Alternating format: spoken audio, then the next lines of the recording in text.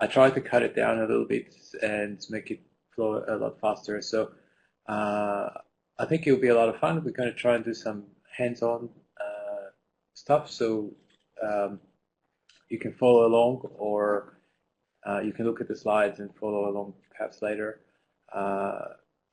But basically, I'm going to skip a lot of the deep theory that we covered at the workshop, because I think it takes a little bit longer, and we're just going to quickly explain things. Okay, so basically memory forensics. So why do memory forensics? And I'm sure that people already have some kind of an idea of why that is, because we can get a better view of malware and that sort of thing. And what can volatility do for me? How can we use volatility to do this memory analysis? But most importantly, what I'm trying to cover here as well is the understanding of the process of memory forensics, and in particular, understanding the limitations of the forensic process, and also it's a bit of an arms race. We try and find the malware, and malware can hide better. So we're going to have a little bit of a play with some of the anti-forensics techniques, so that we can appreciate more how malware tries to avoid this detection and understand what's happening. We're going to cover some memory imaging. We're not really going to cover Linux, actually, just Windows. Okay, so why memory forensics? So for the case of live response, let's say that you have a system that you think might be owned or might be compromised. Memory forensics is really great because it allows you to capture the system state. So you can capture the system state into an image, and then you can go and analyze it at your leisure. Because the system typically is live and it changes all the time, if we just did process listing or interacted with the system interactively, then we would be altering evidence. We would be changing the system as it changes very quickly, and we might miss something. So if we can take an image, then we can freeze the system state, and then we can analyze it in a more forensically sound manner. And also because memory forensic technology evolves over time. For example, many years ago, we used to only have grep. We could grep the system, we could get some strings out of it, and that was it. And then Aaron Waters and all the volatility developers had done some groundbreaking work to make it possible to analyze the image in a more intelligent way and actually get more context out of it than just the strings. And so, over time, we're able to do a lot of really cool things, but we could still do that to older images. So, for instance, this particular image was made in 2005, and then as we it's a NIST image, which is a standard image, was published by NIST, and as capabilities improved throughout the years, we could get stuff like registry out of it, passwords, screenshots, even, and things that we never dreamt was possible when the image was first taken. So we can basically use more advanced technology in the future as we go forwards. So that's why taking an image is good, because we can go back to it in the future. The Volatility Memory Forensics framework is an open source framework for memory analysis. It's probably the most comprehensive in terms of the number of plugins and the capabilities that is out there. And it's also open source, so you can have a look at how it works and understand how it works and modify it and so on. This is the address, the URL of the project, and it supports 64-bit Windows, Windows 7, Linux, Android, and there is also an OS X port in one of the branches. Over the last year, I've been working on refactoring and cleaning up a lot of the code and focusing on, in particular, turning volatility into more of a library so we can use it in other tools and integrate it.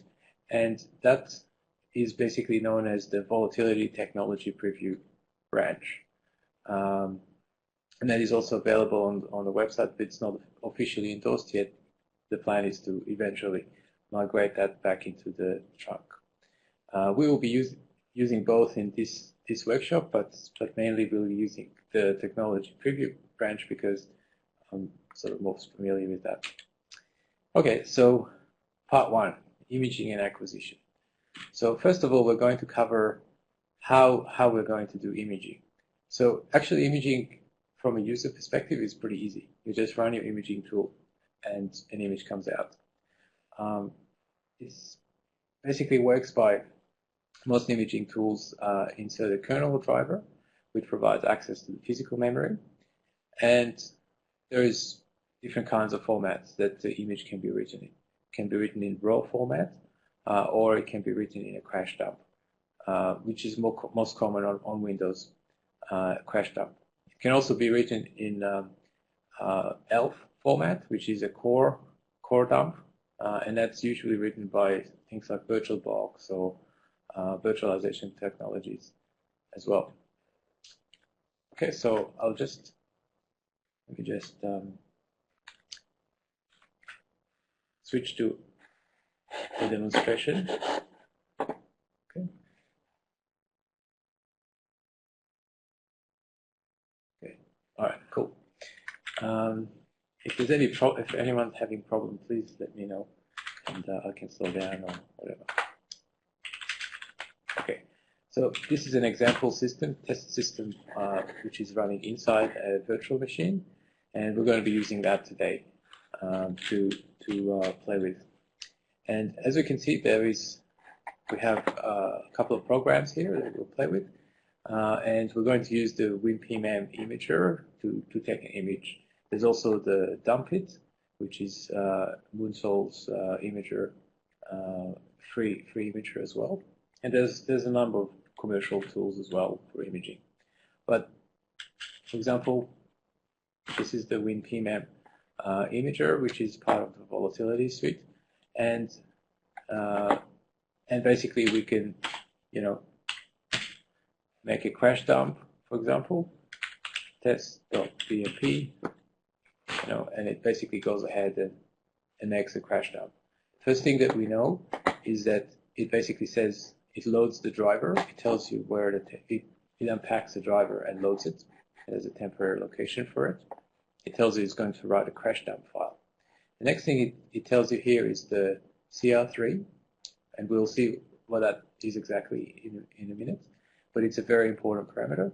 And then we can see that there are 3 memory ranges. So there are 3 memory ranges. So physical memory, actually, in a machine, it doesn't really go from 0 to the top of memory in a continuous range. The BIOS actually creates holes. So there are some parts that the operating system does not actually access.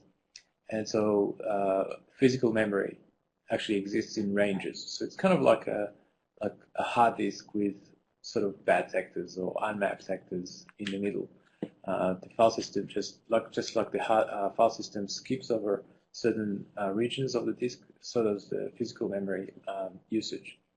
And generally, what exists inside of those regions are hardware that's mapped to those regions, or some kind of DMA access or I/O or something like that. And so you can't really read that because it will crash the machine, so you have to skip over them. And so you can see that basically the driver is, the imager is deducing the ranges, and then it skips over them and basically only reads inside of the ranges. Okay. Okay, so basically that's imaging. Is pretty easy. Once you have the image, then we can basically analyze it. So you can see, for example, here we have the Volatility 2.2 executable, and we can give it a profile. This is a Windows XP system, so we have to tell it. With the Volatility 2.2 system, we have to tell it always the profile. With the new technology preview, that's automatically detected, so there's no need to do that. But and then we can do a PS list, for example.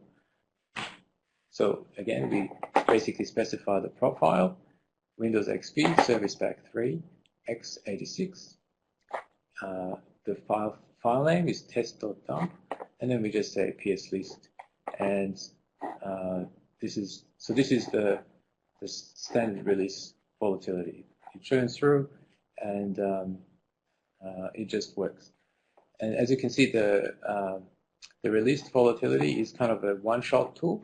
It basically works by giving it a command like PS list or PS scan or any number of commands, and then it goes off and does it, and then it exits back into the shell. This is a little bit different from the technology preview release, because technology preview release is more of an interactive, has an interactive environment in addition to that. So take a look at the example.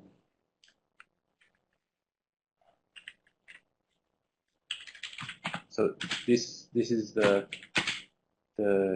interactive thing. Again, we don't need to specify profile because it's automatically detected, and we can see that basically it loads it into an interactive shell, and then inside of here we can run the commands, and we never really exit into the shell, so we can do all that. So this is just a little bit of a difference there.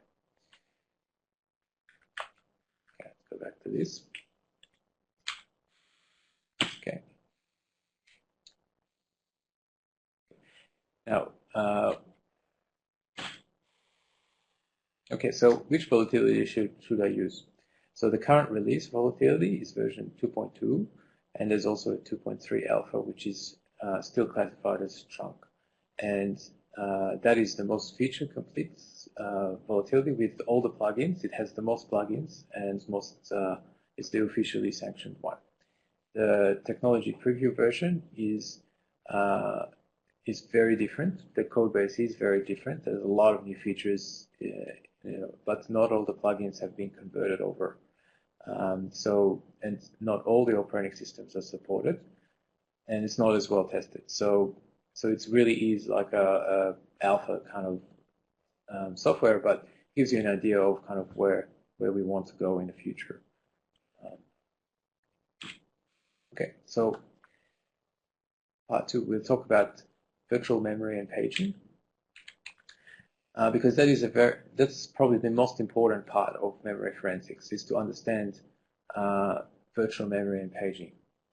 And the reason for that is because when we have an image, the physical memory, the physical memory is built. Is actually like what we call the physical memory is really just the image. So it's the same as the image. So for example, in the interactive session, we can print the physical address space, and we can see that it's a crash dump, and this is the physical address space. But the computer doesn't really use the physical address space. The computer mostly uses the virtual address space, because we have virtual memory. And so this is actually the most interesting thing. If we can see a string in the image, where does it come from? You can see a string in the physical address. Which process owns that string? When you dump out the address space of a process, sometimes you can get huge amounts of huge files. Like you might run notepad.exe, which is 50 kilobyte executable, and you might dump out its physical address space, and it might be 4 gigs or 2 gigs or 10 gigs or something. And so without understanding virtual memory, it's kind of unusual. It's important to understand it. So let's have a look at how a computer is using memory normally.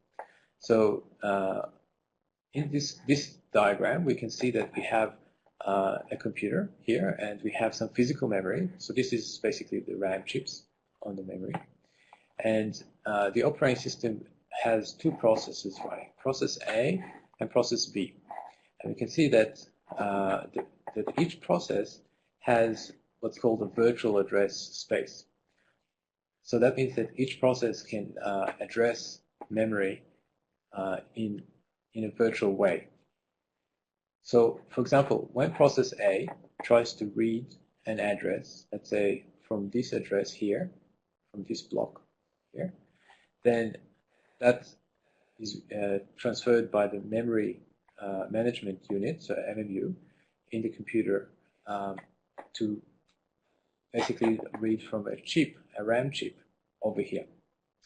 And you can see that when the process tries to read from this address, then the MMU actually satisfies that read from this chip over here, this address of this chip.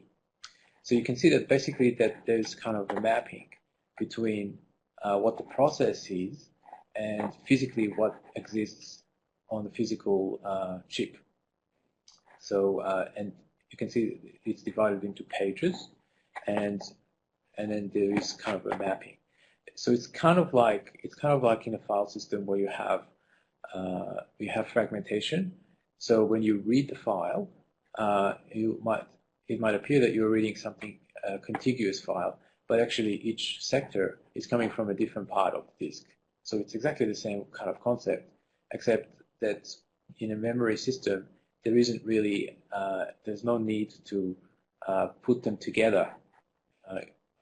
Localize them on the hard disk for performance reasons. So actually you can get extreme fragmentation. There's no real need to make it less fragmented in a memory system. So you get a lot of fragmentation. So what does that actually mean from a forensic point of view?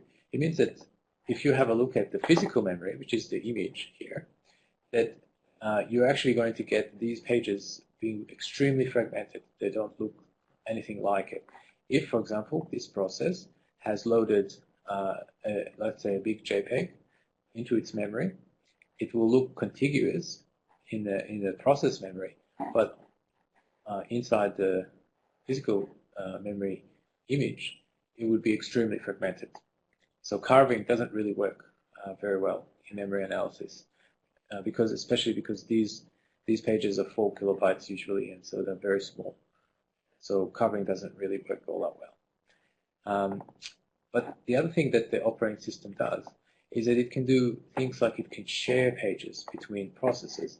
So for example, when this process is reading this page, it's coming out of this physical chip, whereas in this process can read this page, and it's the same page, so they're shared.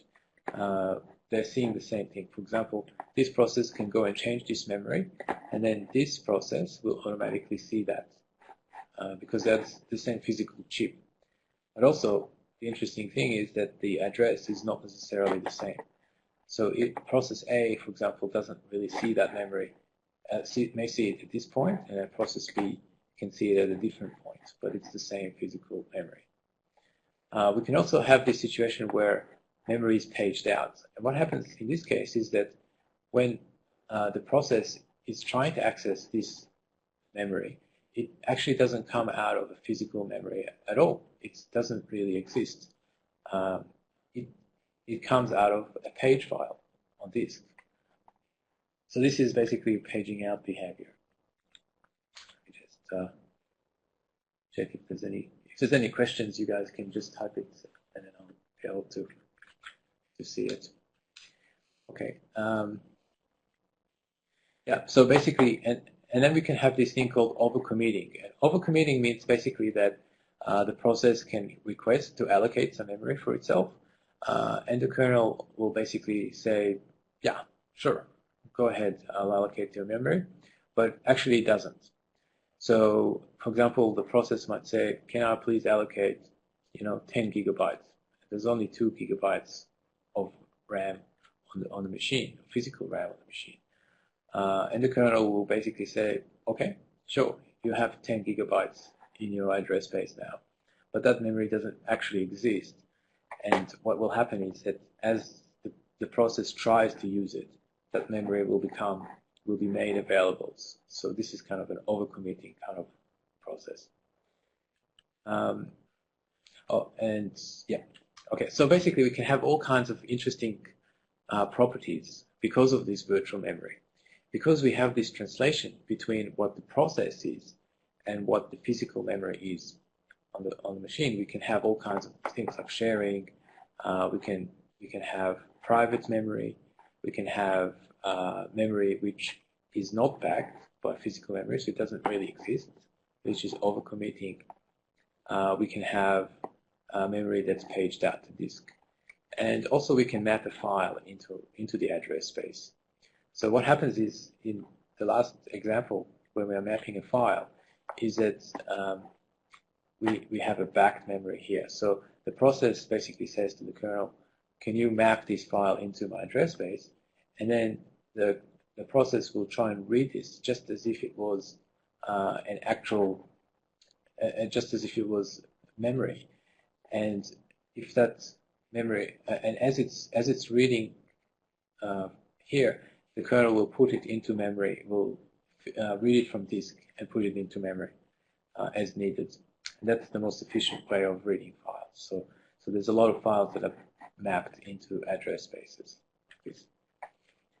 So this diagram basically explains how this translation is done. Basically, it's kind of complicated, but the only thing that I think that people need to take away from here is the fact that the way this translation is done is basically through tables. So we have in the memory, we have a bunch of tables, and the tables basically, there's a 3-layer table. This is a 32-bit model, and in 64-bit model we have 4 layers, and then we have PAE. So there's different versions of this, but the idea is that basically different tables are setting up how the translation is done. And the thing that controls the tables, because remember the hardware is doing this translation, it's not done by software. So the tables are basically driving this hardware. And so the kernel is responsible in software to set up the tables, but basically the hardware is doing this translation. And the way that the hardware is keyed, or the thing that is actually controlling the hardware, is this CR3. So CR3 is the control register, and it basically points to this thing called the directory table base, which is the beginning of the table of this paging structure. And so the kernel goes off and sets up all these paging structures, and then basically and then the kernel sets the CR3 register, and at that point the memory management unit in the CPU, so that's the hardware, actually can do the translation all by itself, and it does not require any software anymore. So that means that if there is a CPU instruction that says read from this memory, that memory read will be automatically satisfied based on these tables, being driven by this table, because now it will know that it needs to convert, from here, and it will need to read it from the right place in the physical memory based on these tables. So basically, when a process is scheduled, so when this process is running, the kernel populates the CR3 with this process's directory table base, and then when the process is preempted and another process is starting to run, then the kernel will change the CR3 to correspond to these processes' table base, and all of a sudden the mapping will be completely different, right? Because there are different tables, and so when this process tries to access its memory mapping, it's got a certain translation, and then when this process tries to access its memory mapping, it has a different mapping, and they don't kind of step on each other. And this is the magic of virtual memory. That's kind of how it all works. It all works, but based on the CR3 register. So yeah, so basically the important thing is that once you capture, once you change the CR3, then this translation happens by itself in hardware. And you can see that the imaging tool captured the CR3. So usually when that happens, this is the CR3 that corresponds to the kernel. So the kernel also has its own address space. Okay, so let me just check if there's any questions.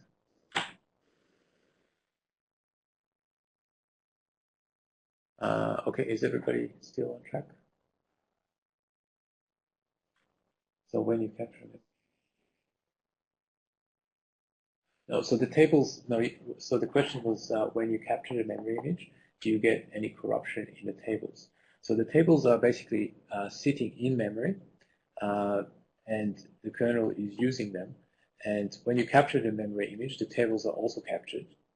And so you don't really have any more corruption in it, but you just need to know where they are. And we will see how volatility handles that.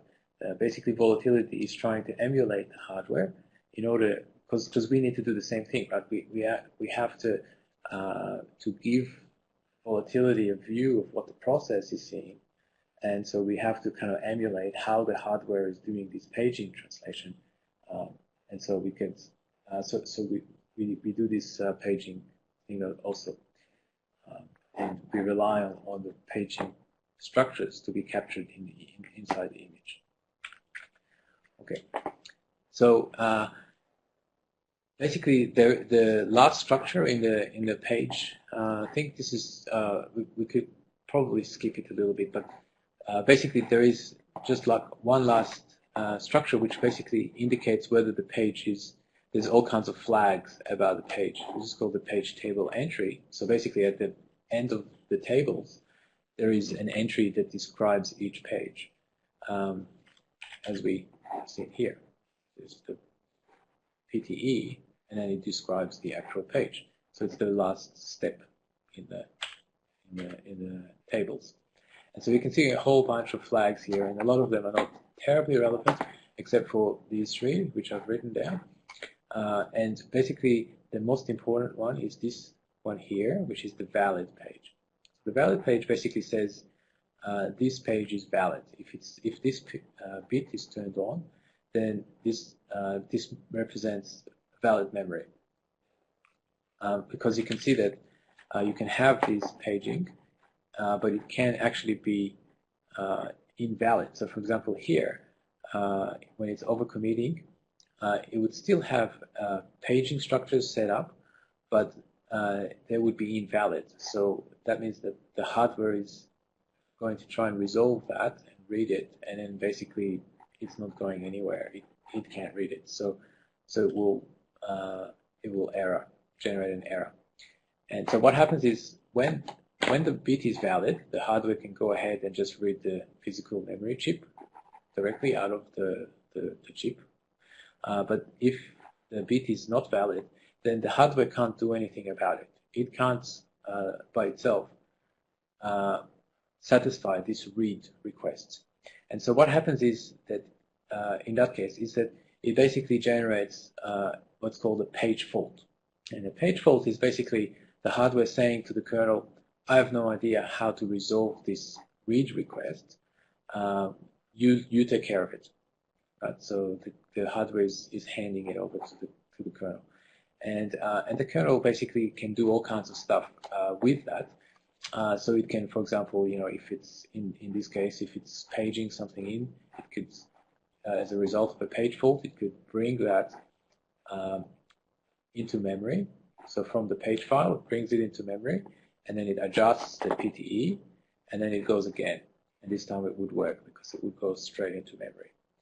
If it's overcommitting, so that means that the memory doesn't really exist, then the kernel can allocate the memory at this point, and then patch it, and then the translation would work.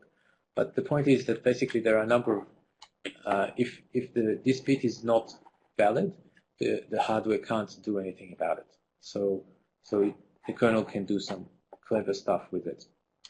And one of the things that the kernel does is it uses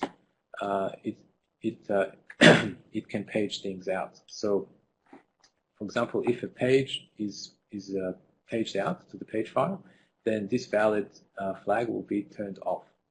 Now it turns out that in a normal system, the kernel is actually quite interested in paging out all the time because it wants to have a lot of memory available just in case of sudden load spike.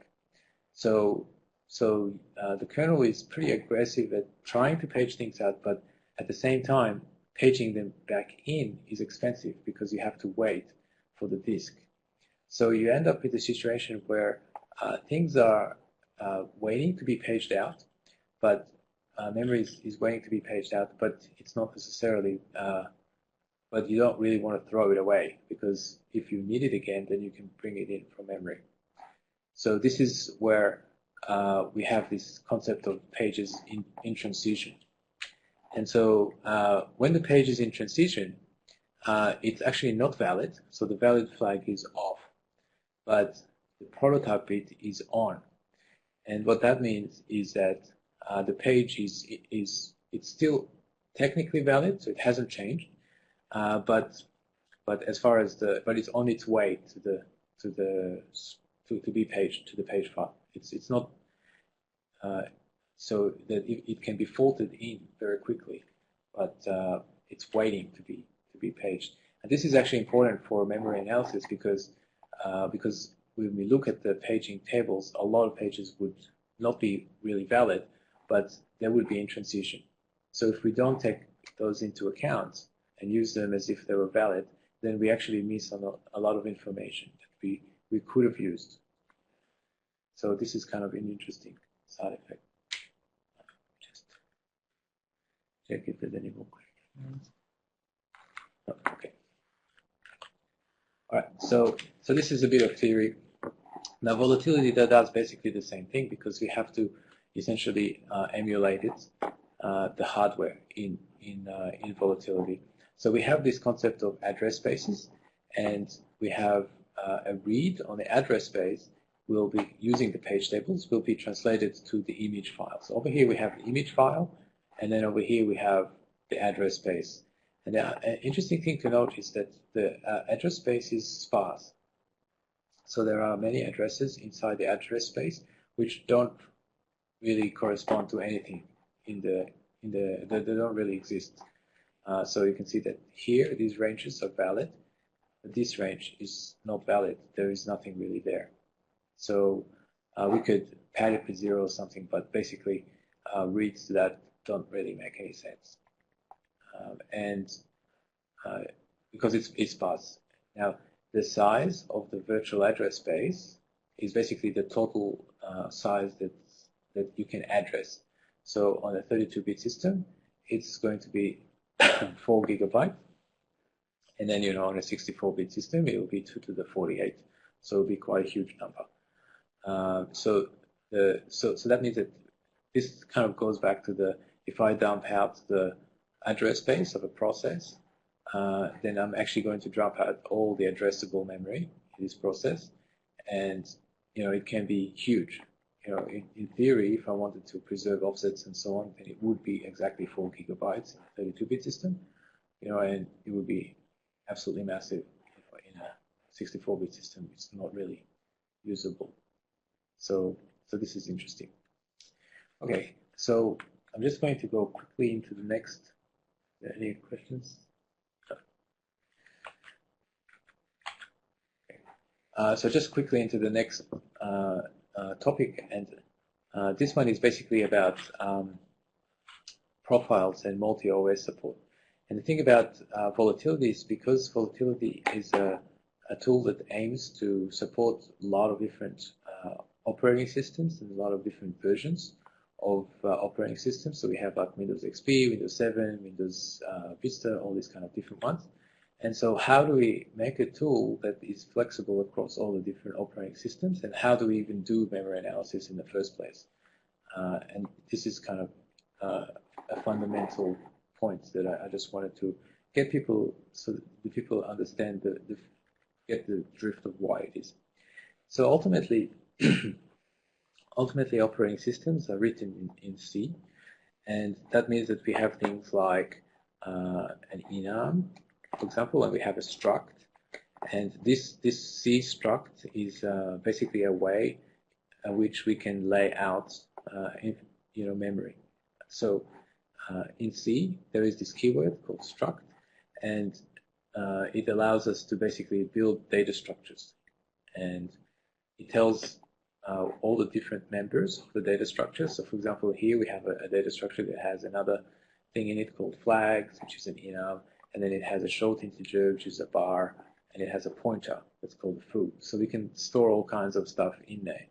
And that will be laid out into memory in some way. But when we do memory analysis, all we have is the memory. We don't really have, and we need to kind of interpret the memory according to this layout information. So it turns out that basically when you just look at the source code for something, then you can't really predict how it's going to be laid out in the memory.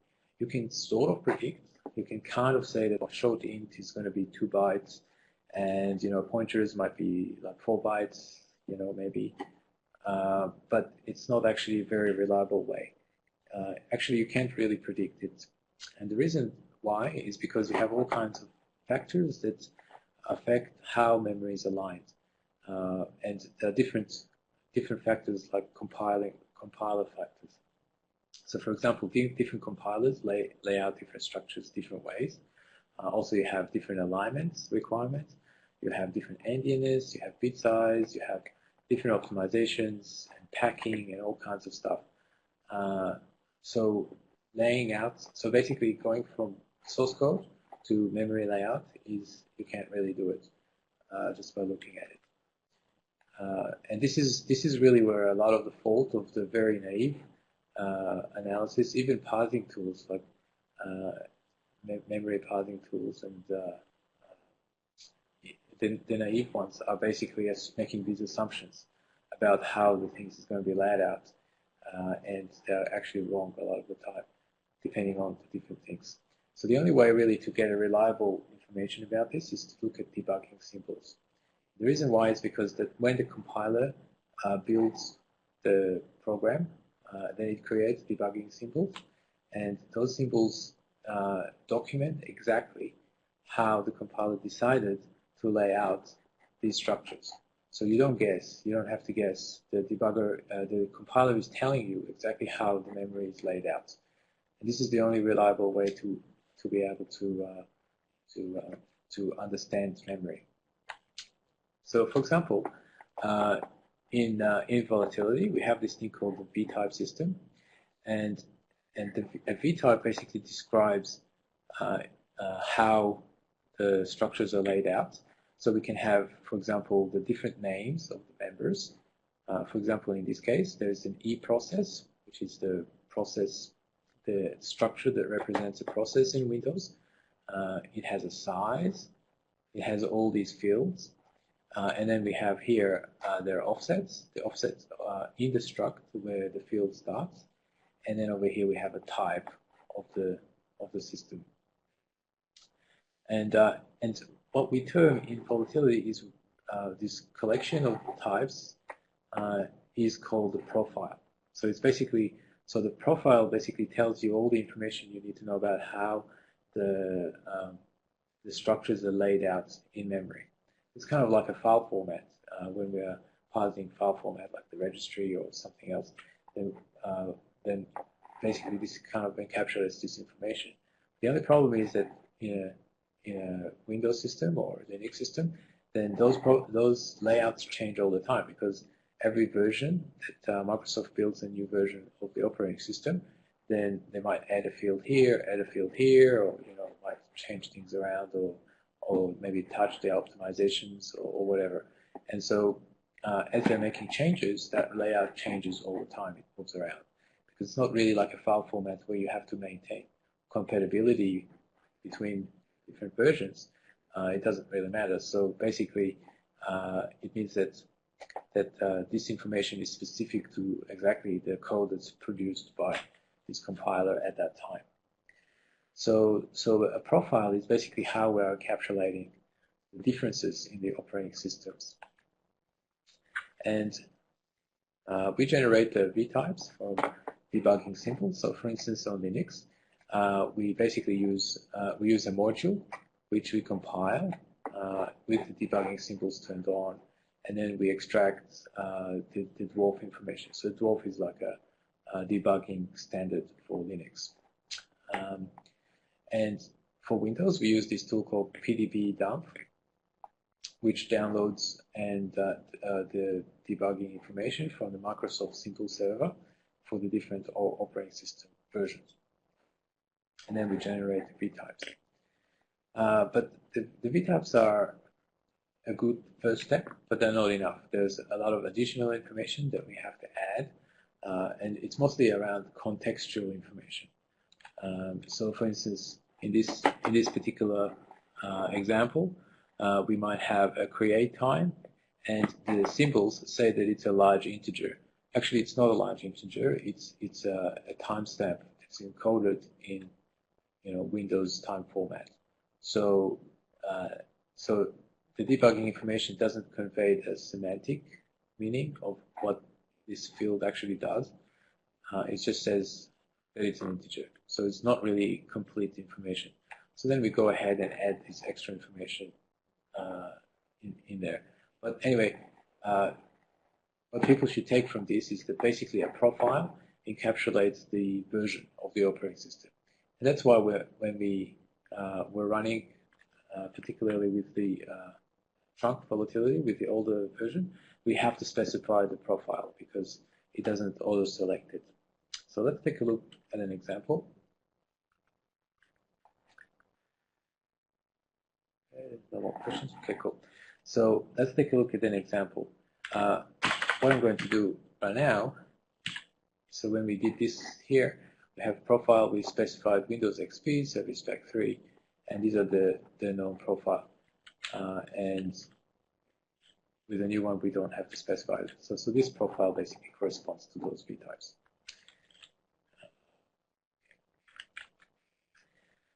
All right. Okay, so now live memory analysis. I'd like to talk about live memory analysis because this is kind of the part that interests me the most. It's quite interesting.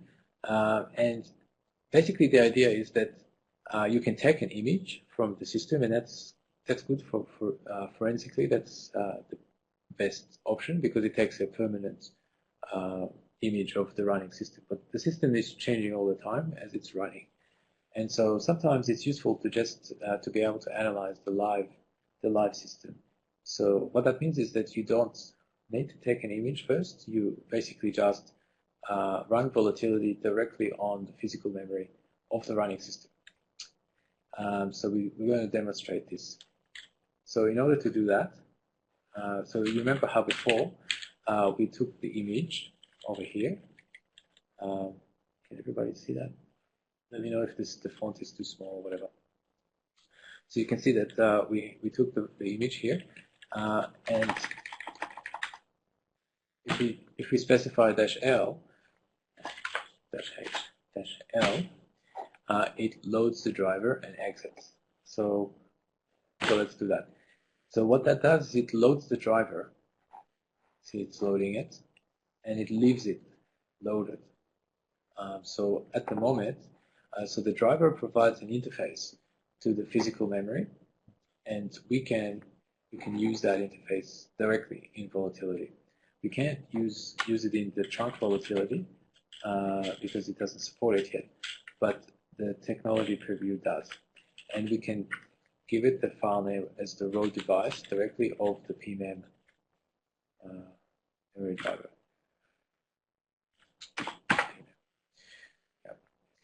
And so you can see that when that happens, then it's telling us over here, because it already knows, it's auto-detecting the profile, so it knows it's a Windows 7, Windows XP system, and this is the file name, is the PMEM file name. So if we do a PS list, now we actually have a process listing of the live system, the running system directly. So so we can see ourselves here. For example, this is the volatility executable. And that's really cool because it allows us to basically look at ourselves as we're using the system, and also It's good for live response, that sort of thing. So,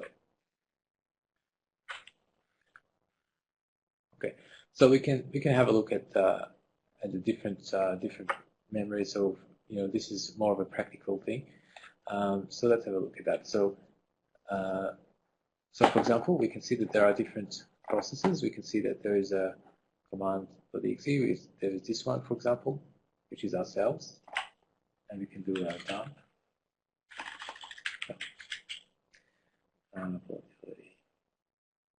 You can put a question mark, enter, that gives you help, so you can see what you're supposed to do, and you can see that etext is an example. You have the address space, and then you have the offset. So we can do session.kernel address space, and let's dump this. And so that's kind of a, so you can see here so this is basically the process, the eProcess structure for this process. We took the address. The address again is in the kernel address space. So remember when we talked about the different virtual address spaces. We always operate, we can either operate in the physical address space or in the kernel address space. But the kernel itself can't really access the physical address space. It can only really access the kernel address space.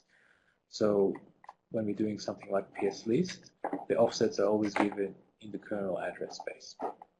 And so we can see that here, this is the address of the eProcess that corresponds to this process. The eProcess is the struct that contains information about the process. And so we can see, the kind of the binary stuff. We can immediately see there's the name of the process right here. And so, but this is not very easy to parse. You can't really get any information from that. So we know that this basically corresponds to an eProcess struct.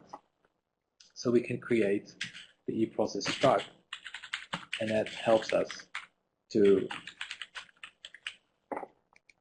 parse it. So what this command is doing is we're taking the session, which is the interactive session object. The session holds all kinds of information about this image, and one of the things that it holds is the actual profile that's used here, which is a Windows XP profile. And then we can say, take the eProcess struct, and we construct it over the top of this address. And so now we can do, for example, print A, and that would basically show us all the fields, all the members in the fields in a nice way of the eProcess struct. So we can see all this sort of thing. There's a lot of them. I can also use tab completion. So for example, image file name, I know is the name of the program, all.exe, for example. So I can basically use command line completion to explain different things about it. So this is allowing me to interactively look at the eProcess struct. So in this demonstration that we saw that how we can use the profile to parse a struct from memory. Now also the next step is to do a VTOP. So we explained that the virtual address is not the same as the physical address. So Volatility is parsing the page tables and virtualizing the address. And we can see that the physical address, actually we don't know where it is. We only know the virtual address. So when we do a pslist, this is the virtual address. Sometimes it's useful to know exactly where on the image that address actually exists. And so we need Volatility to tell us the translation. And so there is this command, v2p, which is actually the virtual to physical address. If we put a question mark, and it gives us some help. And basically we can see that the command log parameters, virtual address, address space. So if we do that, then you can see that this command is saying this virtual address, this is the page directory base. So this is the page directory that we're going to use to do this translation, right? And then it's going through the different levels of the translation, and then it says the physical address is this. Right? So if we do a dump session.physical address space,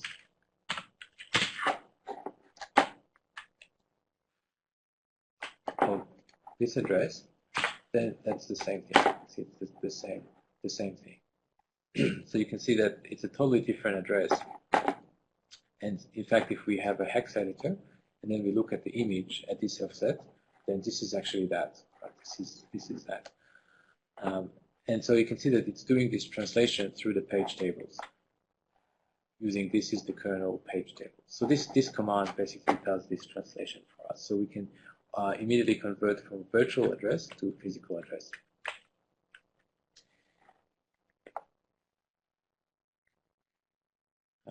Okay, yeah, and we've done this. We've printed out the different things. Okay. Okay. Oh, going backwards. Hold on. Okay. So the kernel debugger block. So when Windows, sorry, there was a question. Where does the fragmented data come in place? How do you mean fragmented data? So basically so if we go back to the diagram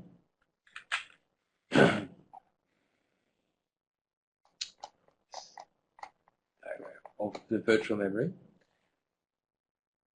Yeah, so basically what we did is we're in the kernel address space here, and we have some kind of page translation, and the kernel only really understands its own address space.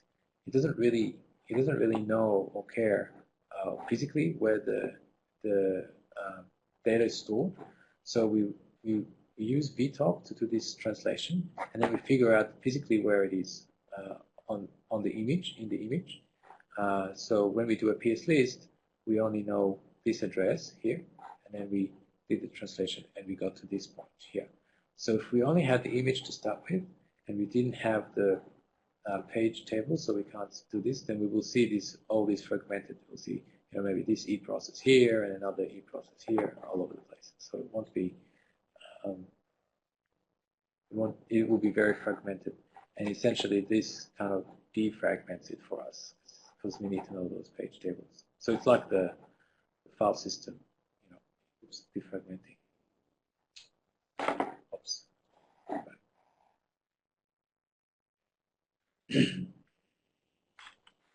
No problem. Okay. Okay. So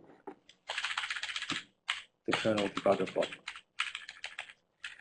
Okay. So when you think about it, Windows has the same problem when it tries to debug something. So it needs to the debugger needs to find a lot of these data structures for us when you use it.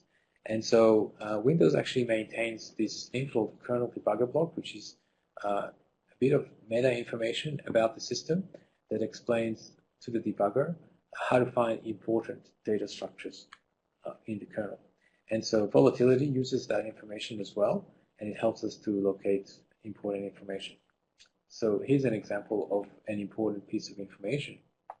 So we can see that, for example, if we want to do a process listing, like a PS list, then we have to know this field. So this field is a pointer to the PS active process head. So there is processes in Windows and in Linux and pretty much all operating systems are linked together in a linked list. That means that you have pointers pointing to the next process. So there's one process, there's another process, and so on. And they're linked together. And in Windows, there is a head of the list here, which is the first part of the linked list.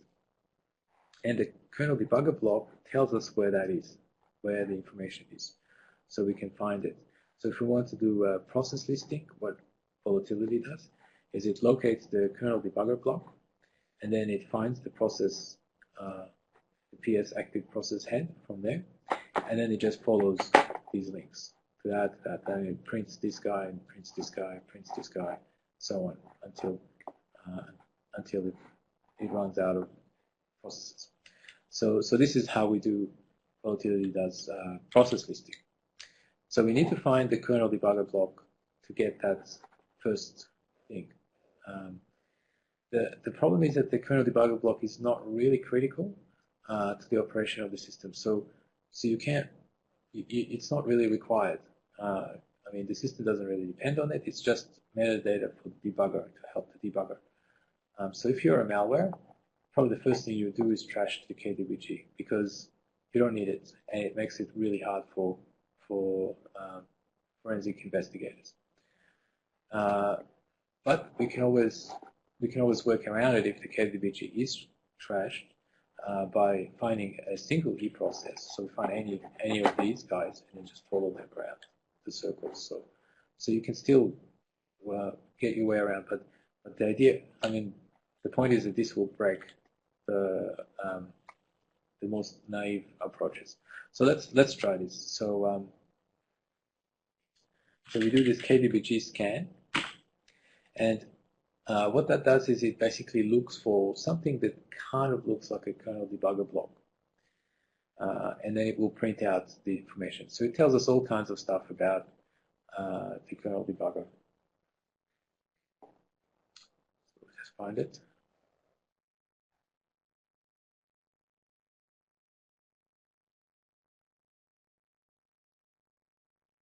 There you go, and it tells us all kinds of information. You know, it tells us the operating system. Again, we get to know the virtual offset, and then the physical offset, and the version of it, and then the number of processes in the list.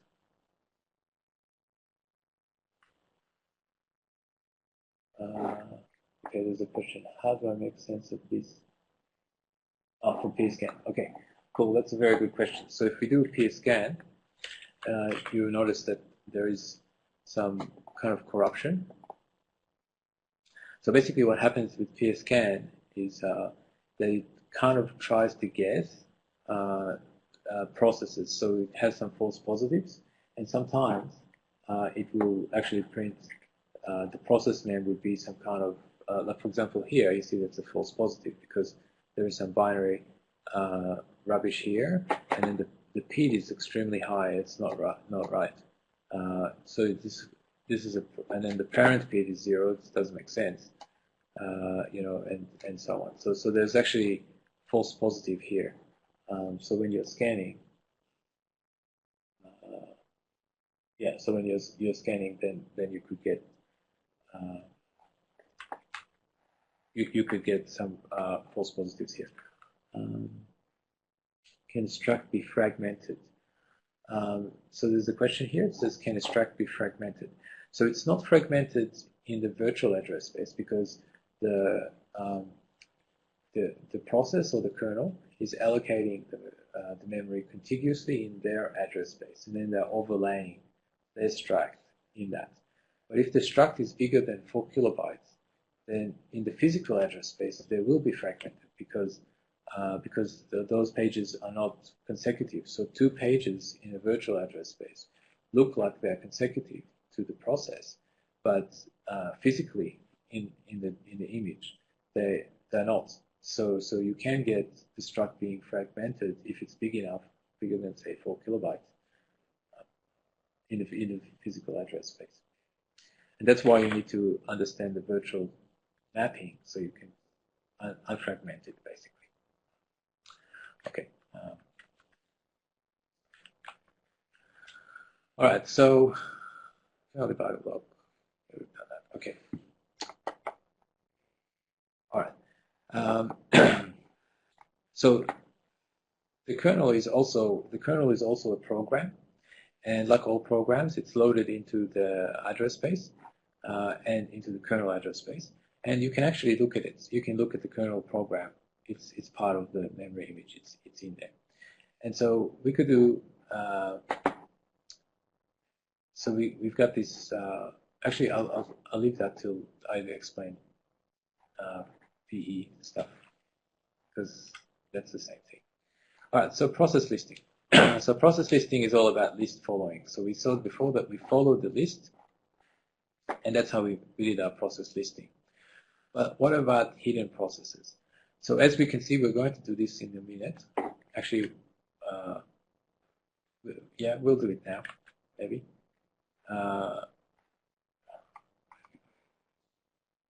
We can easily unlink the process. We'll skip a little bit. We can do it now. Okay. So the nice thing about having open source software is that you can change it, and you can change it in a way that's educational. So let me just skip a little bit ahead because we're running a bit out of time. But you can see that what we can do is we can modify the acquisition program, and we can add write support. So normally in forensics you don't want write support because you're interfering with evidence. Basically, you know it's like having your write blocker, not being a write blocker.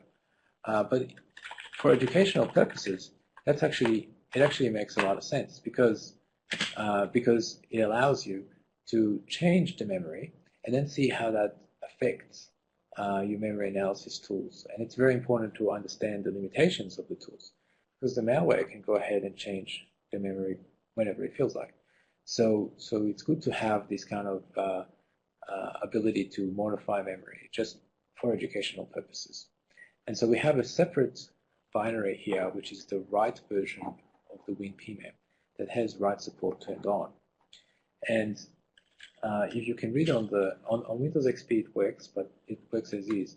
But on Windows 7 it doesn't load on a normal system because it's kind of a malware. It's kind of it allows you to defeat security and all that kind of stuff. So we don't want to have it signed. So we'll just turn it on. And what that does is we use the -L to load it, but this time we turn on the write support, -W. And it says write mode enabled, hope you know what you're doing. Okay, great. So now, same thing happens. And now we can change things in the memory. And that's kind of fun.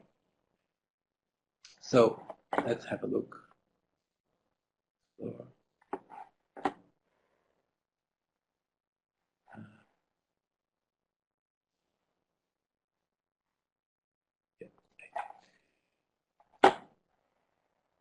Desktop.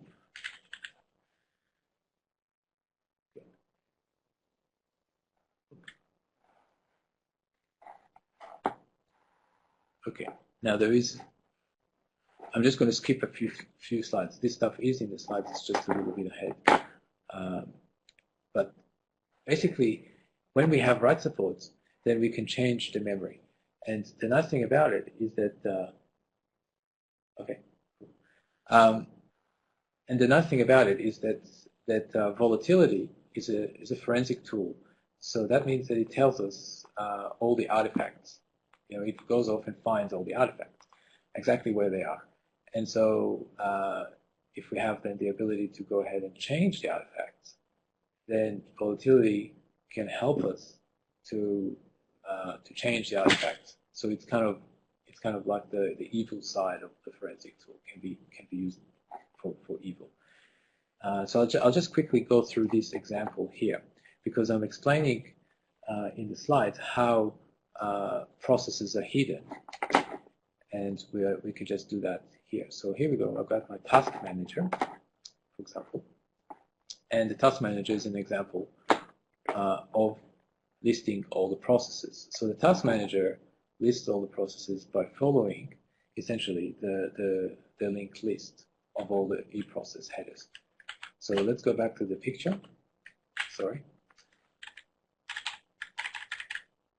Okay, so these are all the processes, and they're all normally connected in a list. And Task Manager is just printing them to following the pointers along. Okay, and then basically I'll just skip ahead. Sorry.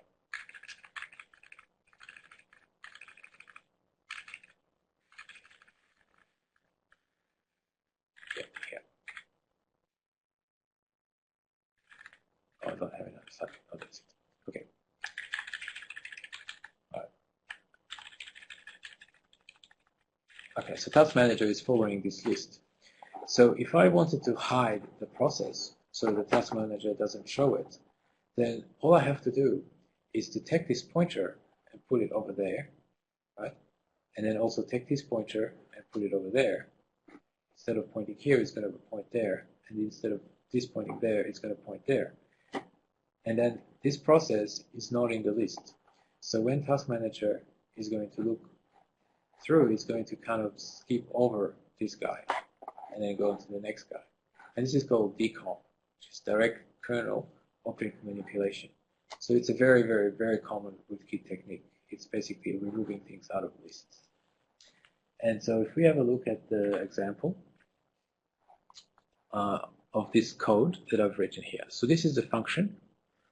Okay, and basically it takes a list entry. So basically one of those structures that we saw. And you see that it has the next equals the list entry, the forward link, so the link, the reference, and then the previous is the list entry dot link, that's the backwards link, and then it swaps them, and then it basically says previous dot forward link is next, the offset of the next one, and then the next dot backward link is previous, and then it just changes them over, and you see, and then it sets it. So what that does is it actually removes the object from the list. Okay, so let's have a look how that works. So we're going to do a PS list. We're going to find a bunch of processes. So in this example, we can see Notepad here. We're going to run the program. And what that does is it runs this Python program, which basically now we've got available this function, so we can call this function. And we're going to get the profile, just like before. And you can see that I'm using command line completion to make it typing really fast. And this is the address of the e-process that corresponds to Notepad, right? So I'm going to be really careful here because I don't want to crash the box. So if I print image file name, Notepad. So this is Notepad. And I can also see Notepad here in my task manager right here. And so if I want to unlink it, now remember that I mentioned that, oops,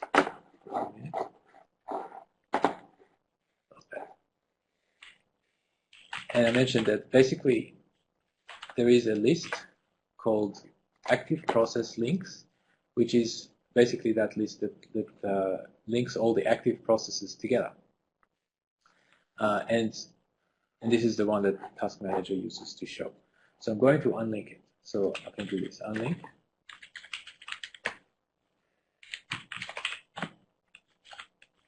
And before I press enter, just have a look at there. And you can see that's disappeared now. And you can see that Notepad is really running. It's still there, okay? But, you know, process listing doesn't show it. Okay, and even if I do a PS list, which is again Volatility's version of how that works, then you see there's no Notepad here. And this is called direct kernel object manipulation, or decom. Okay, not cool. All right, and so let's go back to the slide. So this is basically very, very common rootkit hiding technique. Okay, so that's why we have this other tool here, which is called PSX-View. And what it does is it tries to find evidence of processes using lots and lots of different ways.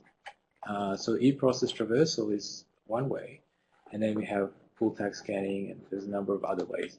And what happens is if a rootkit tries to hide by trying to override some different artifact, then maybe they're going to miss one. And so we're going to end up in a situation that the rootkit is kind of weird. It's kind of, it's inconsistent. And that's how we can catch the hidden process, right? So let's try this. So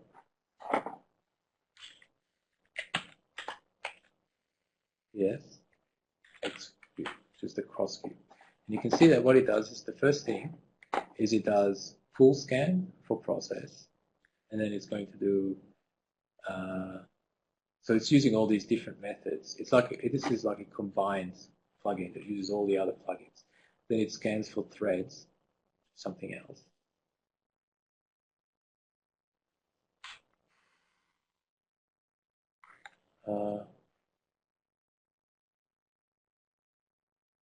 Okay, there's a question. Any good links for reading up on these data structures?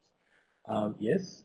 So MHL, Malware Analyst Cookbook, is actually an awesome reference to do with volatility and how malware behaves. And also there's Windows internal and any operating system kind of kernel book, or I mean, if you want to delve into the field, yeah, there's a lot of good references there.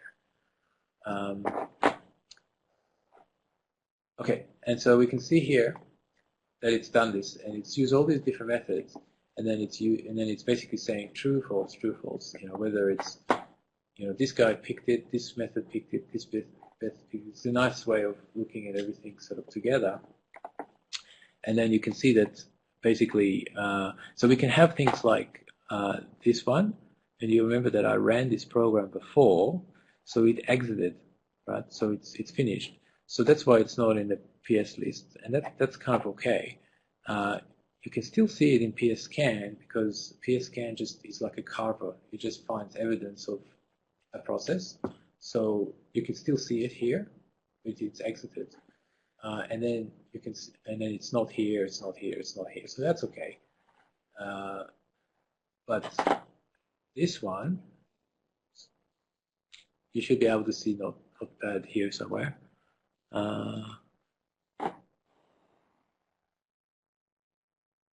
Where is it?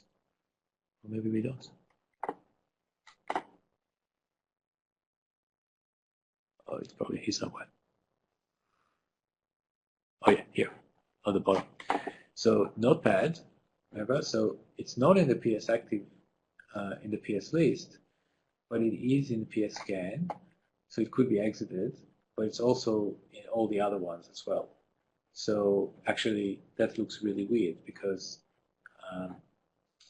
because it shouldn't do that. It's like it's missing from this list, but it's existing in all these other places. So that's kind of suspicious.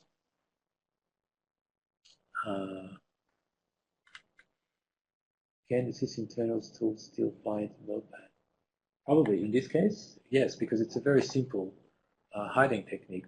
Anyone should be able to find it because, and this is my point, is that sometimes when you use this decom, which is a very simple hiding technique, you're kind of raising suspicion rather than hiding. You're making yourself more visible because now, using this cross-view tool, then we're able to suspect Notepad immediately. Like we're like, what's going on with this?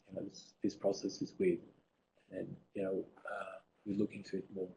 So it's actually kind of counterintuitive. Okay. All right. So this is the cross view. Then we can see that. So this is that plugin. So other interesting lists. There is also kernel modules. So kernel modules are also stored in a list, and we use the modules command to see it. So we can do modules, and essentially like the .sys files, the drivers, and we can see kind of something weird from there. Look, and you can see this. There's something weird here.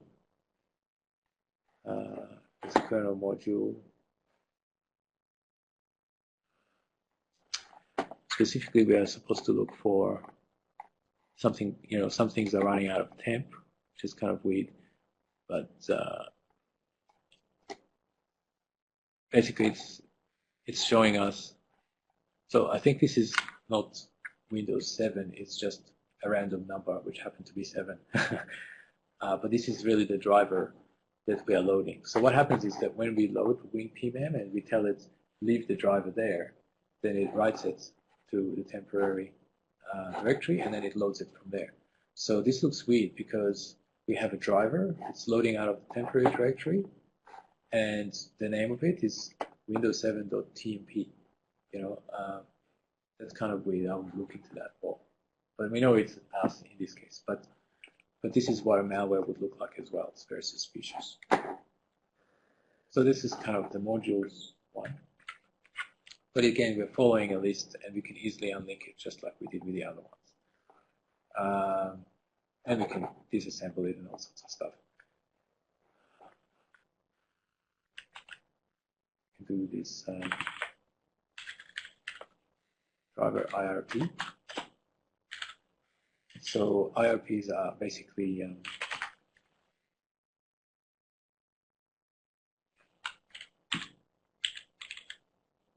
driver. Well, that's running. So these are basically handles. Those columns. You can do this as well. Go session.pager equals notepad. And that will use notepads to page. So when you have too much output, it will use notepads. So it's kind of convenient. But IRPs are, I'm not sure, we're not really covering it in this talk, but basically they're just the kind of I/O requests. IRP stands for I/O request packets that the driver is handling. So if we have a look here, we do a search for Windows 7.tmp, right? That was a suspicious driver. And we can see that the driver name is WinPMem. So we know that's our driver, right? But you can see also that these are the kind of things that it handles. It handles a create, it handles close, it handles read, and it handles write. It's because we loaded the write variant. We are handling write here. It's kind of interesting. And the I/O control. And then all the other kinds of I/O we don't handle. So that's kind of interesting as well.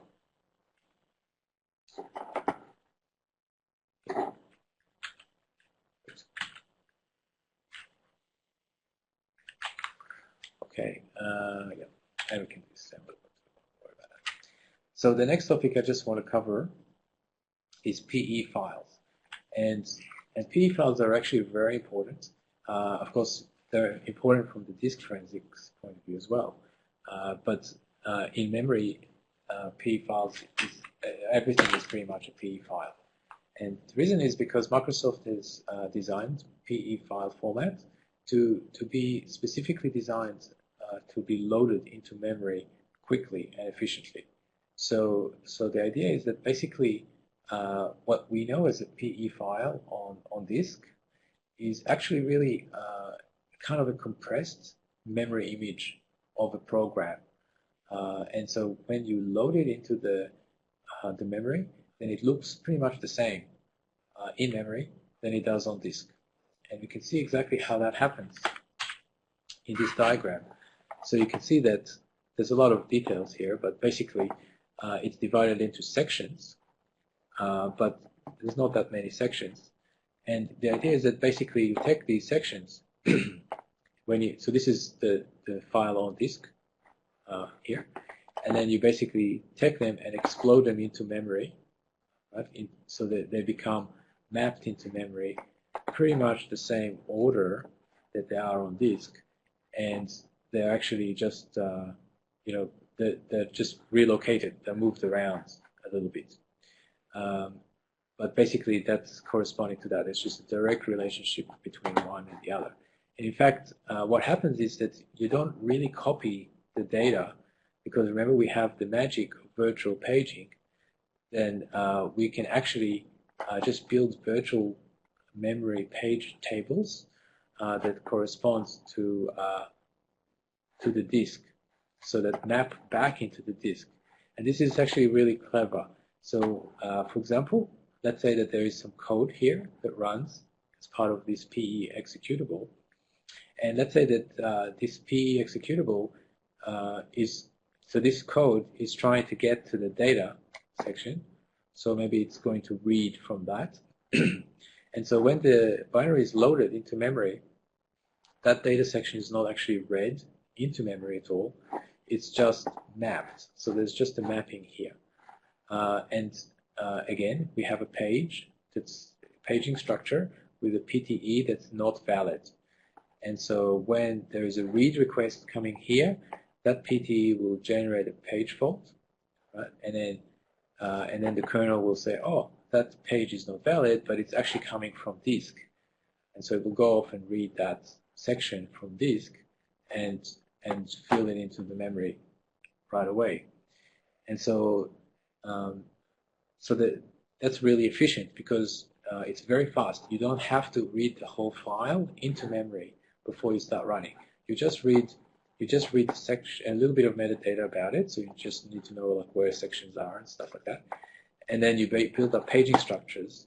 And then on demand, you go off and bring those pages in as the binary runs. And as we all know, executables don't really have full coverage. They don't run all the time over every single byte of the executable. There might be code that's running here, and it might do a jump here, and it might jump back, but maybe there's a bunch of pages in the middle that are never used. And so they will never be read. And so that's good because you don't really waste memory on that. And it's also good because it's very fast. You don't have to read that data from disk all the time. So that's the design choice. It's designed to make the system faster, which is great. It's not so great for forensic investigators because it means that when you have a memory image and then you look at the PE executable inside the memory image, that a lot of it isn't really there. It doesn't exist. So you can't just you might have the PE memory image here, and then you might have some pages here that are mapped, paged in, and then you have a big hole here, which is not paged in, or this entire section might not be paged in, or something like that. So when you dump out the binary, then a lot of the time you have a lot of bits missing because they don't exist there. They exist on disk, and they're not really even in the page file. It's not using the page file. It's just reading the executable directly from the disk. Okay. Questions? No. Okay, cool. So that's the idea of the PE file, and then there are different, the PE file format has sections and import tables, export tables, all that kind of stuff. And so we have this PE info plugin, and that tells us all kinds of information about PE files in memory. So I'm just going to show you, for example, the kernel. And as you know, we discussed before, the kernel is a program like every other program, and it exists in memory just like every other program. And of course, it exists inside the kernel address space because it's the kernel. So let me just close this. Don't need that.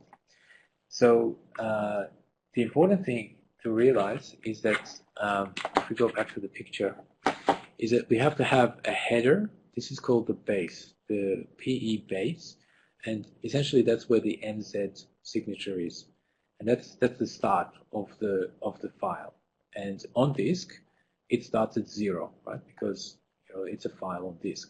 But in memory, it can start anywhere in memory because it's just mapped somewhere. And so this is called the image base, which is basically where we put the PE file, the base of it.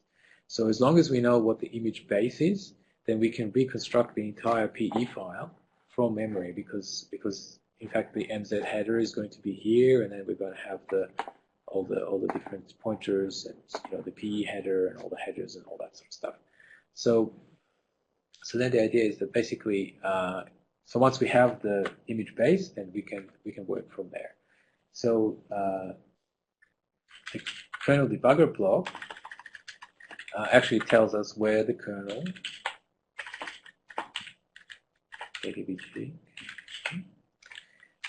so this is the kernel debugger block that we've already discovered.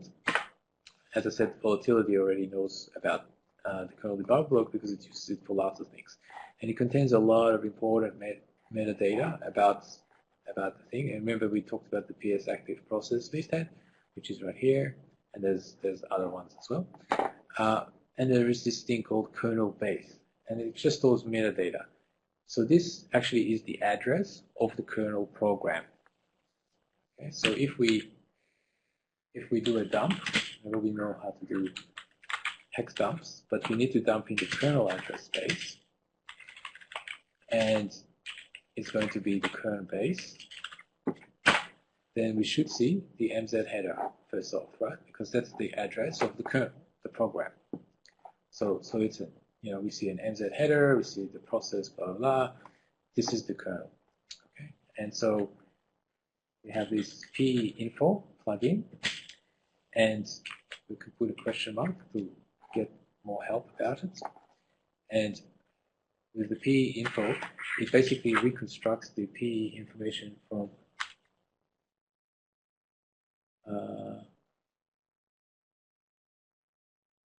okay, so the question, there was a question, I'll just answer that quickly.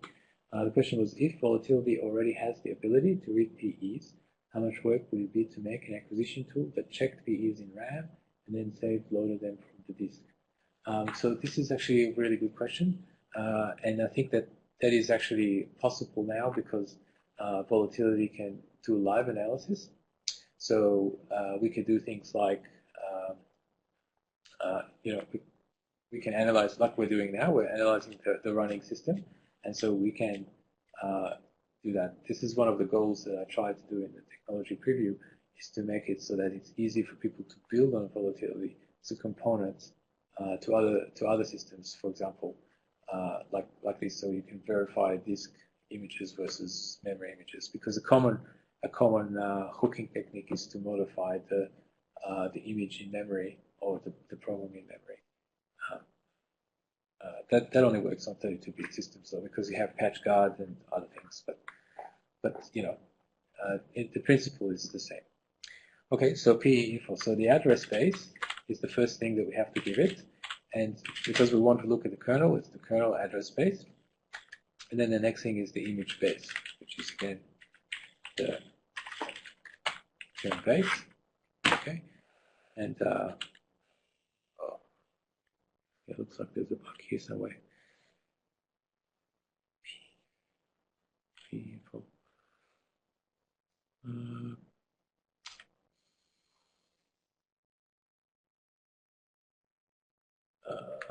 Okay, maybe there's a bug.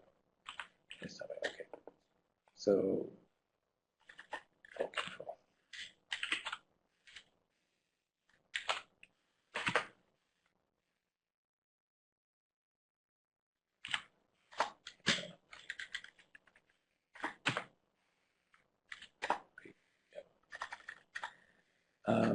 So we won't look at the kernel base because it seems to be broken right now.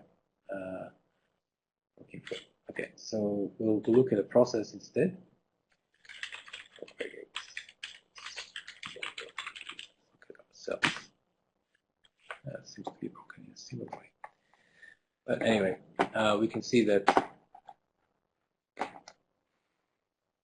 Okay. Anyway, it looks like there's a bug in that plugin. But basically, we can do that. And this is the output that it should look like. So it should basically tell us all the sections and that sort of stuff in here.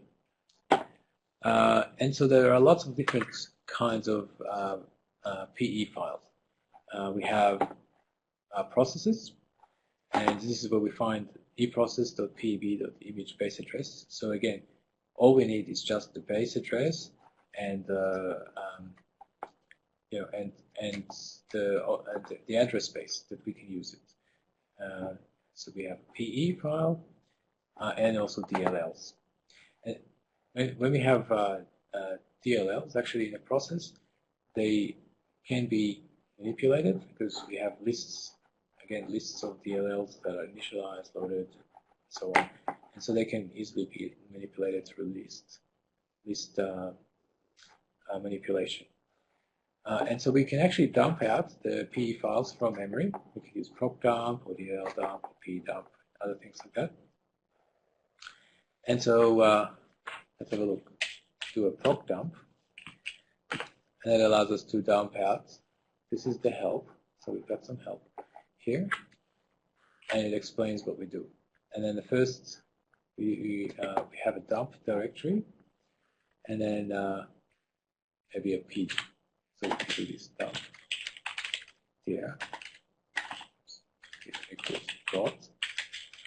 And we can also use regex to select the process to dump. Okay, and then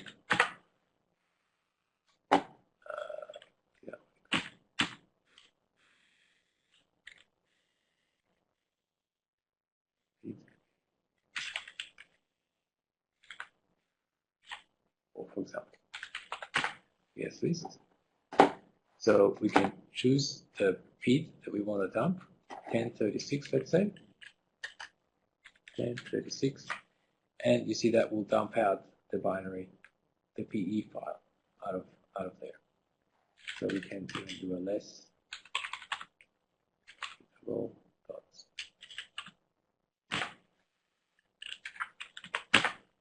Oh, less. Okay.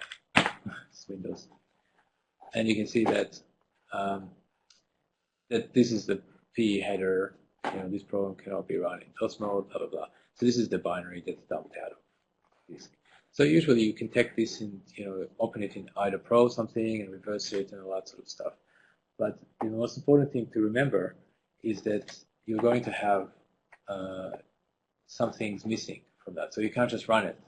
It's not complete because you can have bits of code that were never used, and so they're never going to be mapped in.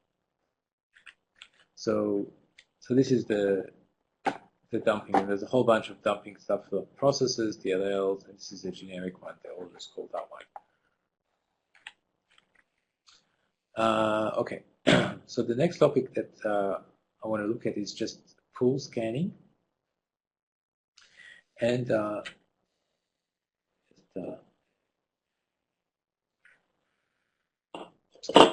you guys all right for time, or do you want to? Should we? We still got 45 people, so okay. So I guess people aren't dozing off. Okay. So kernel memory allocation. So basically, the kernel has to manage its own memory, and one of the most important things that we need to know when we do memory analysis is to find these data structures that the kernel uses, and that's really what the artifacts are. Because if a rootkit is trying to hide itself, then then there's some kind of artifacts that are generated by the system as part of the normal operation of the system, and then at least we'll be able to look at those artifacts and tell that something weird is happening, even though the rootkit is trying to hide itself. It hopefully won't be able to cover all the artifacts. So one of the most interesting artifacts is these pool tags. And pool tags are basically used by the kernel to allocate memory. The kernel, every time that the kernel allocates some memory for itself, it marks the memory with a tag, which is just a name, and it's used internally just for debugging.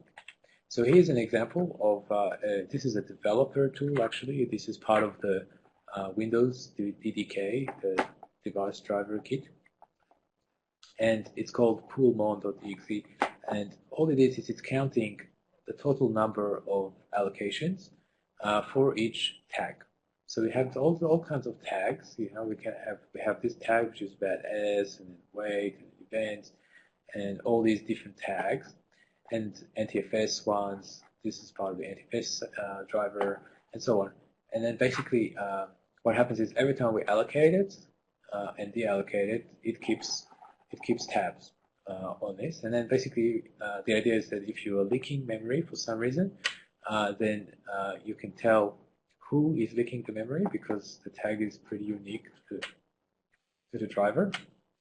And then you can also tell how much memory you're leaking. Like if you're allocating and freeing things really quickly, you can see that VADs are allocated and freed a lot, but they don't leak, so that's okay. There's not that much difference. This is the number of bytes that are outstanding. So this is kind of what it's used for.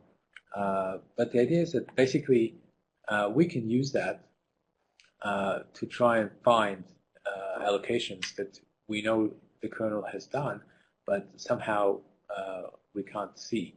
So for example, if a rootkit is hiding a process, like we showed before through process unlinking or something like that, then we know that the kernel would still allocate kind of memory that's related to that process. So whether it was VAD tables or process or eProcess structures or whatever. The kernel doesn't know that the rootkit is trying to hide it, so it's going to go ahead and allocate stuff as normal.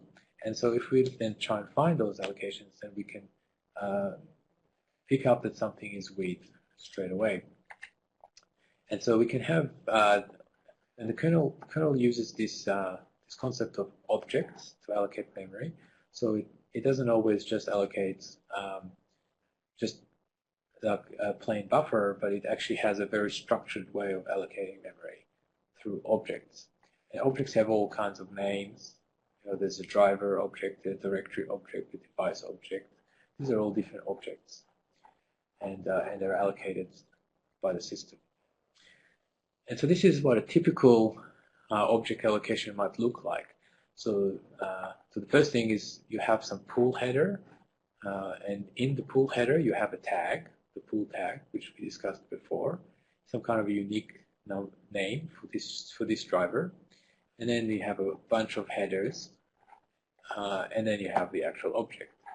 So when somebody makes a new file object, let's say they're opening a new file, so they make a new file object, and then they call this, eventually it creates a file object here, and then it has all kinds of headers in the front of it, like the pool header and so on. So if we scan for this, so essentially we're carving for it. There's a little bit more complex algorithm, but essentially you're carving for the pool tag, and then you're doing some sanity checking for stuff. So there is basically a bunch of conditions in the scanner. We call it the scanner, I guess. It's kind of a carver, and then we can specify skippers, so it can be very, very fast. So we can skip a bunch of ranges which can't possibly match, and then we basically just call it, and we have a bunch of variations of it. Okay. So with the scanning, we can do this thing called discontiguous scanning, because remember that the address space is actually it's very large. It's 4 gigabytes in a 32-bit mode, and it's 2 to the 48 in a 64-bit mode. And so you can't actually. So it's like you can't really carve it. It's not like carving a disk where you just start at sector 0 and carve your 10 terabytes or whatever. It's not the same. You can't really do that because the address space is sparse. There's lots of holes here which don't really correspond to anything. So if you were to just carve the address space, you will never complete because you'll have a bunch of zeros in the middle. So we have these contiguous scanners which we can scan through without having to do everything, every single the unallocated parts. So that means that we can actually go pretty fast over the virtual address space. Okay, and this is an example of how we would scan for an object. We have a bunch of allocations. We'll have a signature for the tag. This is the pool tag, and then we have some conditions. The condition might say that the pool size is going to be bigger than whatever, some number. And then we have pool types. There's several different pools as well, like page, unpage, and so on. And so we basically run through that, and then that's how we do PS scan. So let's have a look at that in action. So PSCAN, that's what it does. So that's why it explains why we have these false positives, because it's still a cover, so we can have false positives. And also you can see that here we have, see it a little bit here better. You can see we have exited processes as well here. And for exited processes, we have an exit time as well. So we know when it's exited. But the other interesting thing that you'll notice is that because we're scanning in the physical address space,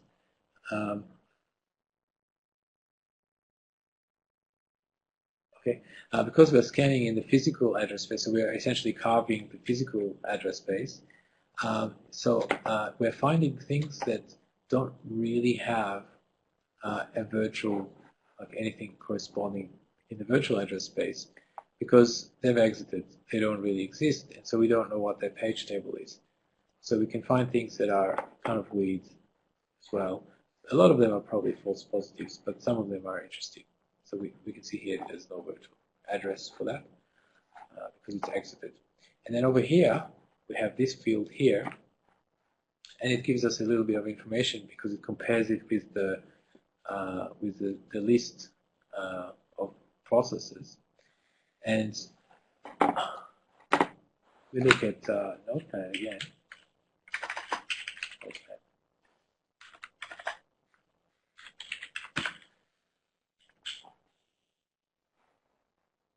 There. Oh, here, Notepad. You can see that Notepad, it's showing it as a scan. So we detected it in the scan, but it doesn't exist in the list of processes. So that basically means E means that the E process address is found in the list, in the process list, in the PS list, and P means that the PID is found in the process list because the PIDs can be reused. So you can see that basically there's blank here, but there is an actual real process here with a real virtual offset. So it's actually running because there's a virtual address here. So it has page tables, all that kind of stuff.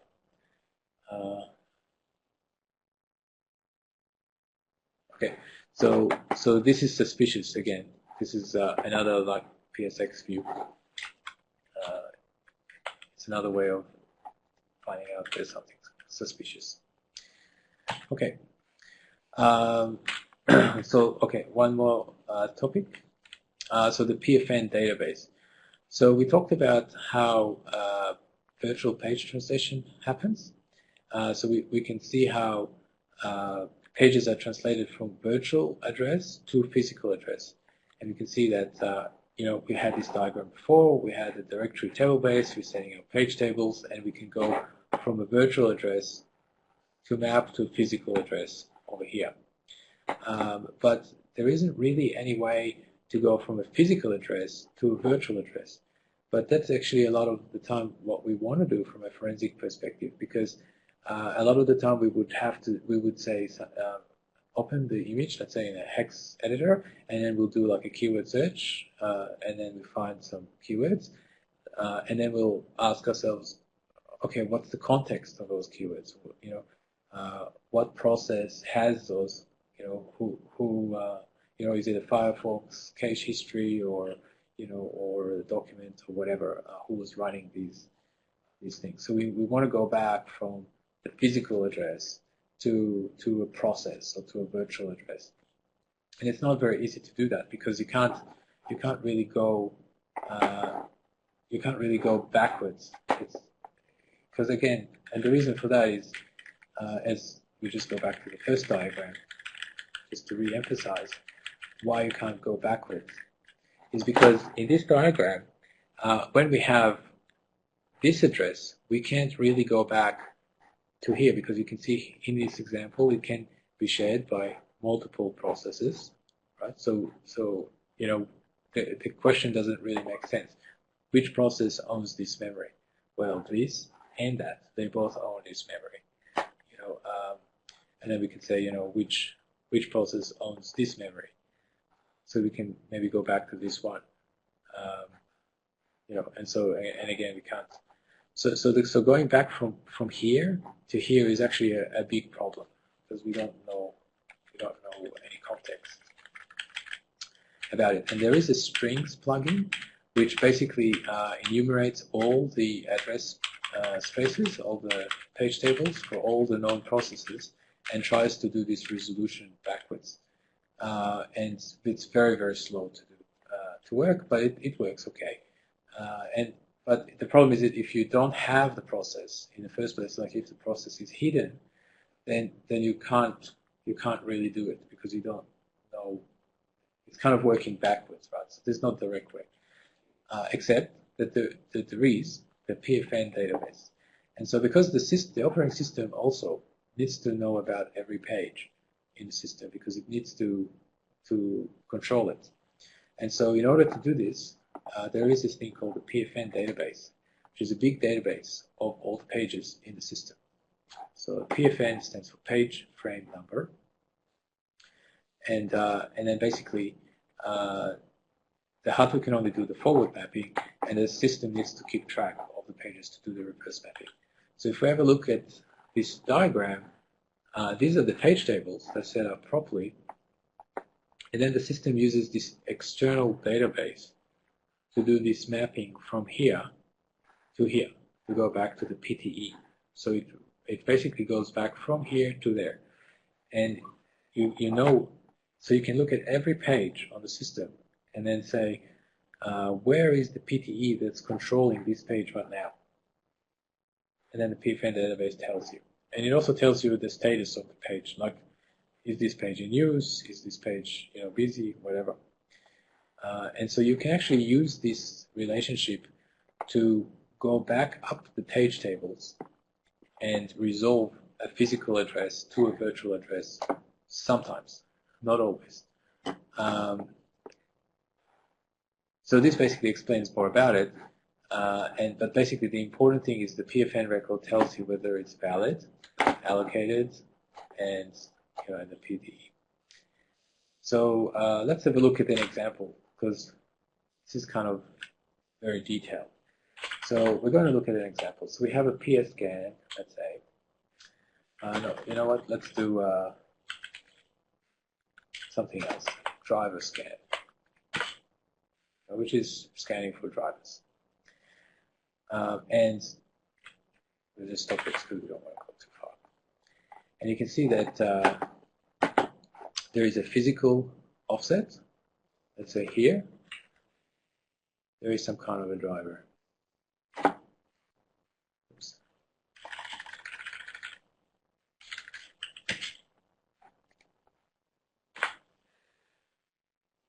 PD, no, this is this. Okay.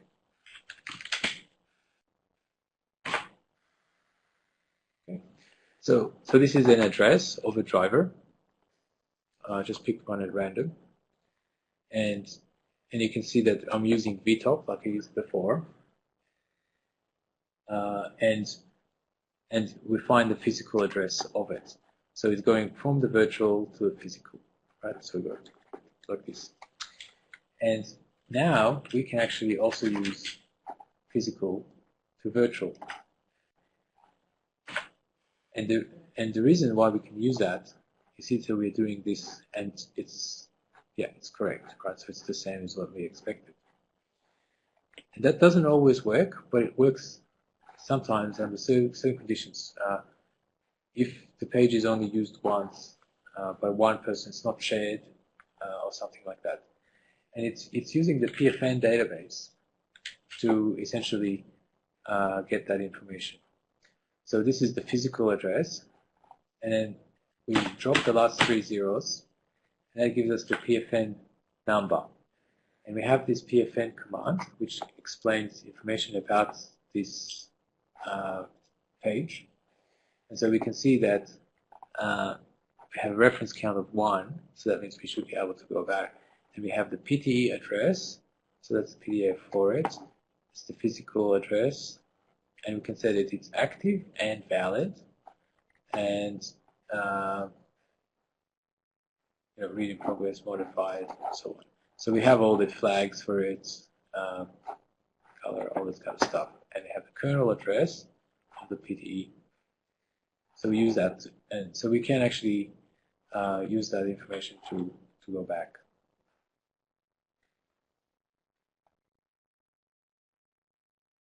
Okay, we have a question. Is there a way to get the IPython history for command artifact for IR? Oh, are you saying, is the question how to get the history of the console? Like you can have, there is a command called consoles, which basically examines the memory of applications. So we can see, this is the console, all the commands that I typed in the console, in the cmd.exe. But it's not IPython, it's basically a cmd.exe.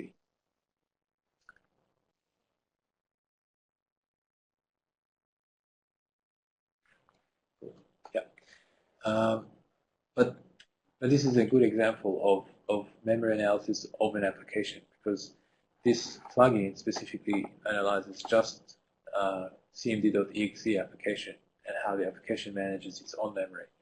And IPython, I guess, would manage its own memory a little bit differently. And so, you might have to write a different plugin for that. Okay, so we can go back and forth. Now, the reason that I thought it was interesting to show you this plugin is because we can find a hidden process using it. Because we know that every process has its own address space, because it has its own mapping from virtual to physical. And so we know therefore that every page in that address space is going to have a PTE allocated for it, because it will have paging structures for it, and so it will exist in the PFN database. So if we basically go through the PFN database and then resolve to this physical to virtual mapping, then as we do that, we basically can find the directory table base of every process. So essentially what I'm saying here is that we go from here, we go back to there, and then we go from here back to there, and then we go from here back to the directory table base, the beginning. Now, if we know the directory table base, so we have so directory table base is unique to each process. So each process has a different directory table, because it has to have different paging structures. So therefore, if we enumerate all of the different DTBs in the system, then that will tell us all the different processes. So even if you have a process and you unlink it from lists and all that kind of stuff, it has to have paging structures. And if it has paging structure, it has to have a DTB. If it has a DTB, it will show up. So this is kind of what I'm saying, the idea here. And so I have this plugin called DTB Scan, and you can see that what it's doing is it's looking through, and it's basically looking at every. It's quite slow, but it looks at every byte in the PFN database, and basically scans for it, and then it does this. It basically tries to find the DTB for that. So we can see that the first thing it's found is the idle process, and the idle process is a kernel process. So this is going to be the DTB of the kernel, right? And then vol.exe is our own program, because we're doing our own self now, and you can see that there is a DTB for that, and so on. So it takes a little while because it's a little bit slow, but it should find all the processes. And so the idea is that if you have a process that's hidden, then you should easily see it. See, like here, process not found. But this is a false positive, because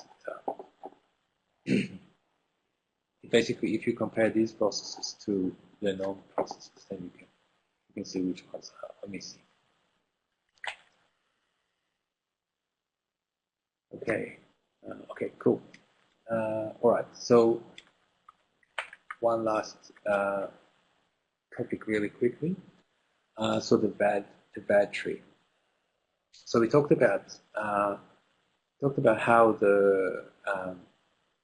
we talked about page tables, and we said that each process has its own page tables, and the page tables control all the memory that the process can access. But page tables are pretty big, and they have a lot of different pages, and I mean, they're only 4 kilobytes each. So a process can actually use up many thousands of pages in its page table. And so it's actually quite inefficient for the kernel to make decisions about process memory management based on page tables, because it has to scan through many different things. And so it makes more sense for the kernel to have higher level data structures that basically summarize at a higher level what the memory regions of a particular process is. And these are called VADs. So they're basically virtual memory address descriptors, VADs. And they're essentially a high-level overview of the pages, and the kernel uses that to make decisions about how the process is going to allocate memory, how the process memory allocation works, without having to micromanage the page tables. So they're basically a tree. They just look like a tree, and they basically just cover, because they're balanced, so they're very fast to search through. It's really just designed for really optimization, for really high speed. And the idea is that basically the VADs reflect what the process is wanting to do or supposed to do, and then the kernel keeps the page tables in sync with the VAD. So the VAD is like what the kernel wants to do with this process, and then the page table is the result of doing that.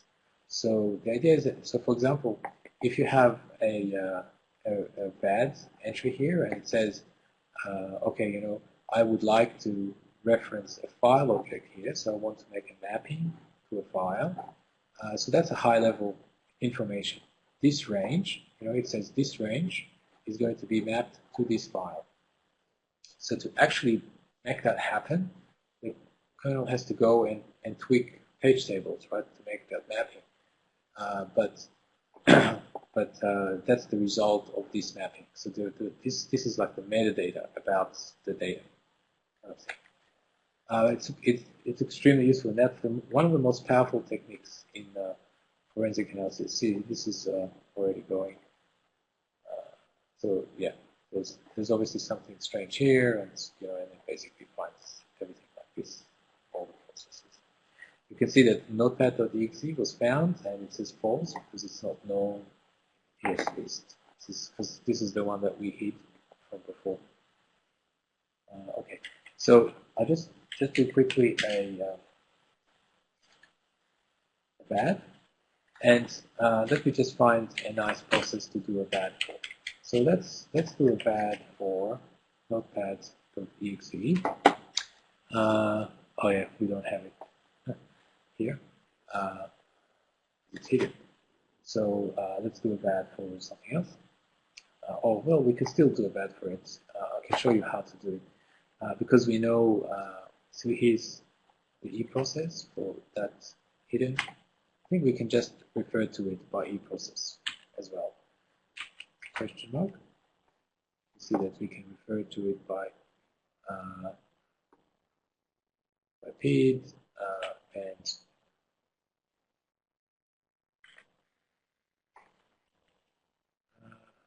say that. Oh, by physical E process. We can do that. Okay.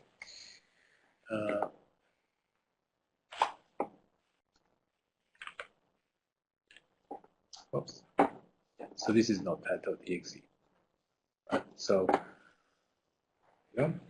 Okay. So even though it's hidden, we can still do a VAD of it. Right. So this is kind of like a rootkit thing. But the interesting thing is to look at what VADs are doing and what kind of information that they're keeping. And so we can see that there is, so it's a tree, so it has levels, so we could go deeper, and these are the levels, like level 1, level 2, it's deeper. And you can see that there is a start and end, so they're just ranges. And then you can see that basically we can have different types of ranges. So a private range means that this memory is private for this process, so it's not shared. So it's not shared with another process. If it says mapped, that means that the memory is mapped to to a range, like a file or an anonymous file. It could be like, so it's using mmap basically. And then, this is the permission, so it could be read, write, or execute. We can see this one, which is called execute, write, copy. And what that means is that it's executable. And if you try and change that, so it's executable, but you can't write on it. If you try and write on it, then it will make a copy of that memory by itself, and then change the permissions of it to be execute, read, write, and then you can do it. So you can change it if you want, but it will be changed. The kernel will not allow that. And the reason this is happening, this is a very interesting one, and the reason this is happening is because it's a binary, it's executable. So when you have an executable, the system only wants to have one copy of the executable in memory at one time. But you're still allowed to change the program. You can write on the executable if you want, but if you do that, then the system has to make a copy of the executable for you, so you don't corrupt everybody else's copy of the executable. So this is why we have this write copy. So this is a very common pattern, because we can see executable write copy and a file name that's basically a binary that's loaded. So in this case, we have an executable .exe, and also you can see that all the DLLs are the same. So the DLLs are also execute write copy, so this is basically the example of all of these are shared between all the running processes, because you don't want to load them multiple times. So you only have one copy of the DLL, loaded at once.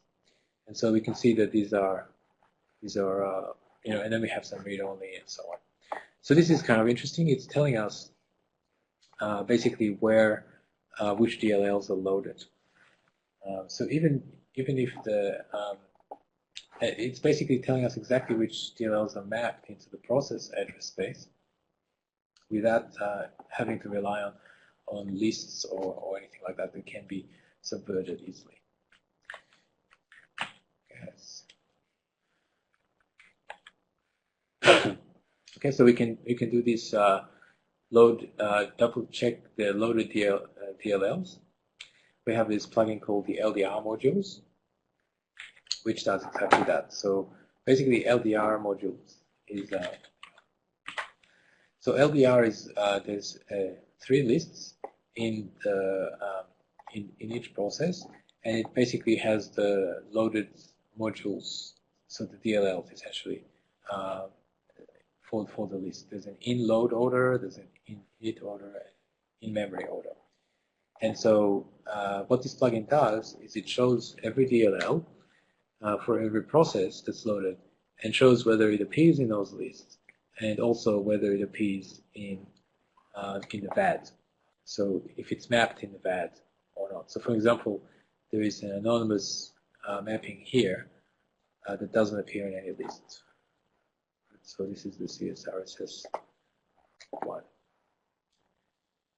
And so we have all the DLLs. So we can discover DLLs. You can see, for example, this VirtualBox service, it doesn't appear in this list, it appears in these lists, but it also appears in the VAD, and so on. So it helps us to find all the DLLs that are loaded into every process, even if the rootkit is trying to hide them.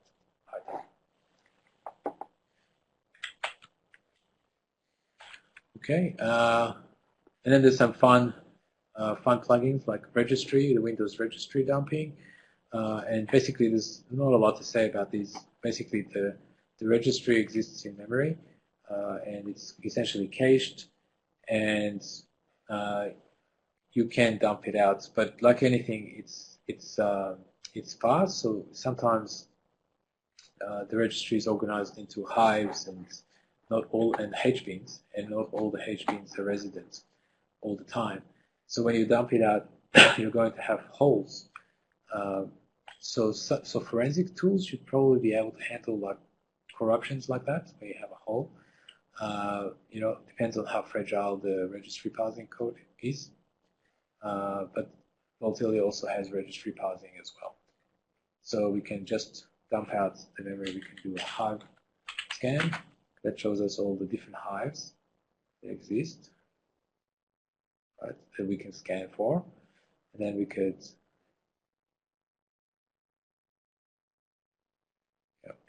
do a, there's a lot of that.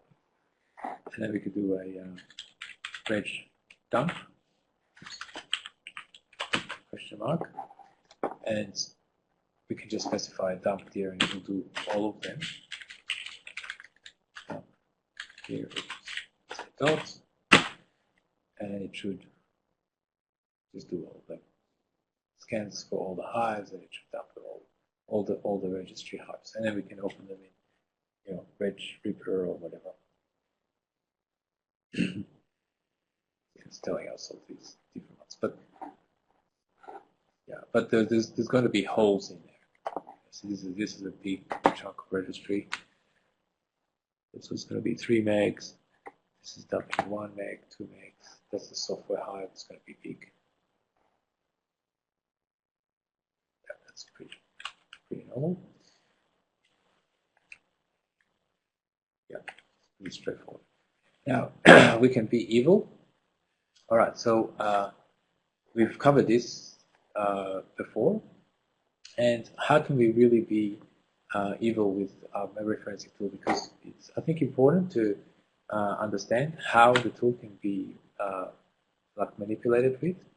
And you can see that the first thing that the tool does is it has to scan for the DTB, and so we can actually, and then the idle process.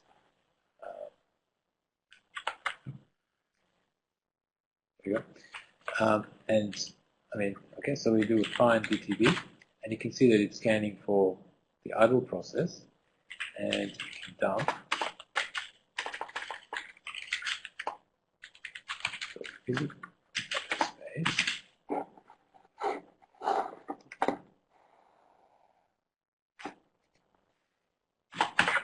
You can see that is the idle process. So it's just like we showed the e-processes before. So you can actually go through and change that signature because it's looking for exactly this signature. There's a couple of papers written about doing this sort of stuff, anti-forensic. There was one in Black Hat, and there was just a recent one with a recent discussion about this with a tool called Dementia. And so you can see that it's easy to defeat that. And if that happens, basically because Volatility needs to find that is the very first thing that it needs to find in order to find the page tables. And without page tables, you can't do anything. And so essentially, that's a hard signature. And so you can actually go ahead and change that, and that would break stuff. And so you can see how we can override something. We can actually do that and override any process name as well, which is kind of fun. And I'll just show you how to do this now. So, for example, let's say we're doing a PS list, and we're going to make a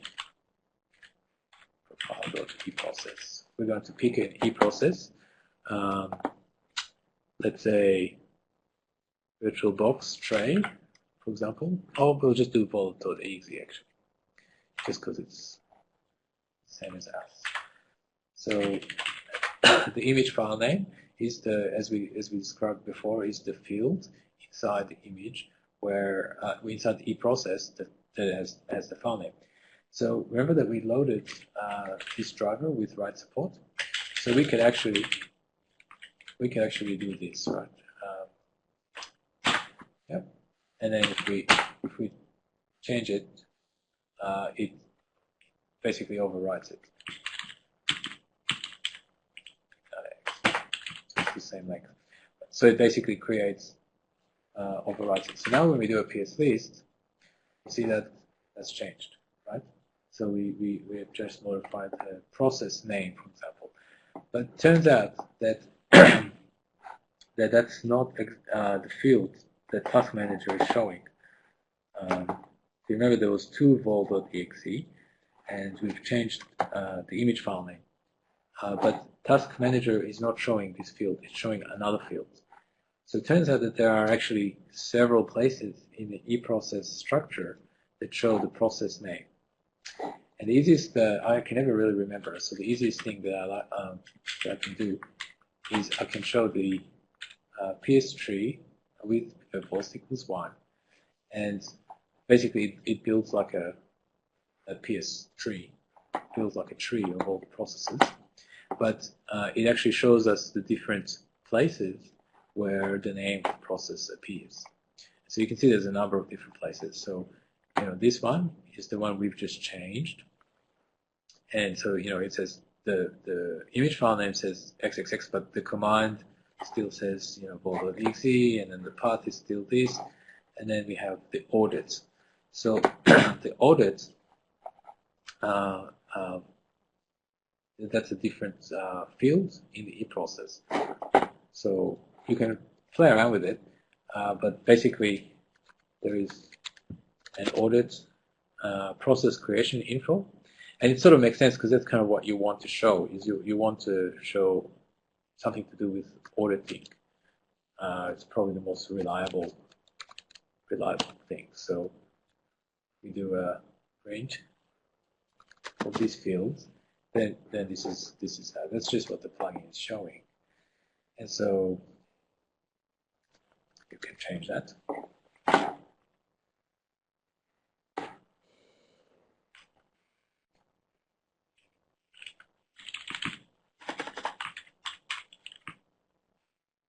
Do something else.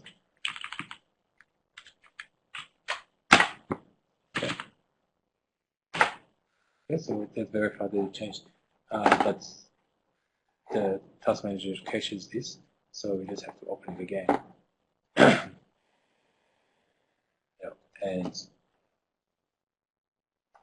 And there it is, right? So this is the field that is used by this GUI. So you can go ahead and change this. Oh, there's another question. We just specified alternative DTB with PSCAN. An alternative DTB for what? For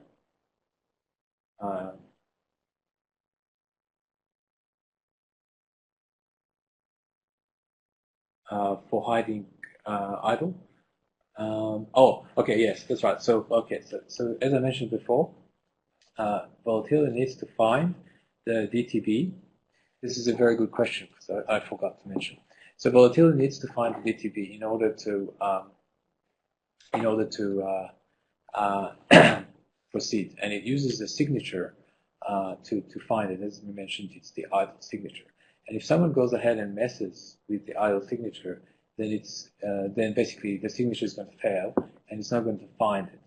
And so the best thing to do, so you have to supply it by hand, the DTB. And I think we're covering it in the slides a little bit later.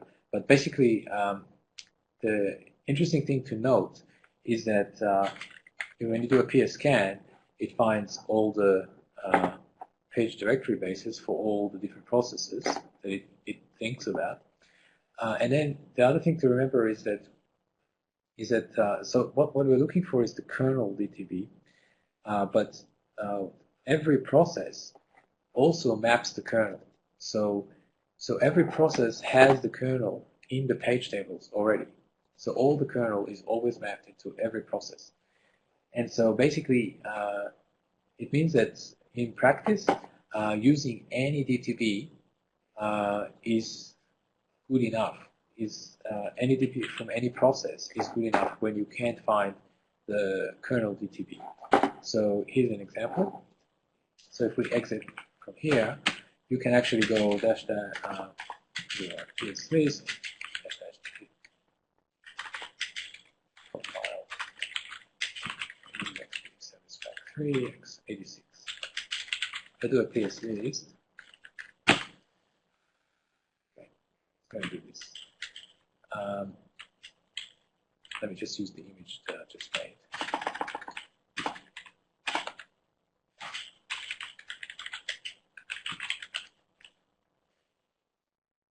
It's back 3, x6, x6. Okay, and I can actually give it a DTB, which belongs to a process, right? And it would still work. It's exactly the same. So, actually, you can always give it any DTB. It will be fine as long as it's valid DTB. And this is why, if for example, someone has messed with the signature for the idle process or the system process thing, then that's what you would do. Yeah, is you would do a PS scan, and then you would find any DTP, and then you would just specify it on the command line, and then you're fine. So that's a very good question. Okay. Yeah. So this is basically, yeah, this is the next slide. Okay, great. So basically, the next slide. So basically, you can find any DTB, and it's going to be good. And what happens if the attacker trashes the KDBG, the kernel debugger? Without the kernel debugger, we can't find any of the active process list. We can't find the PFN database. We need it, and the signature is really, really simple. So, you would probably trash it if you could. We can example. Okay, so we can have, for example, PS list, session.kdbg. There's a header, and then there's an owner tag. And the owner tag is exactly KDBG. And we're going to make it override it. Right now it's going to be xdbg. And now we could just for the heck of it, we'll use dump it, just for something different.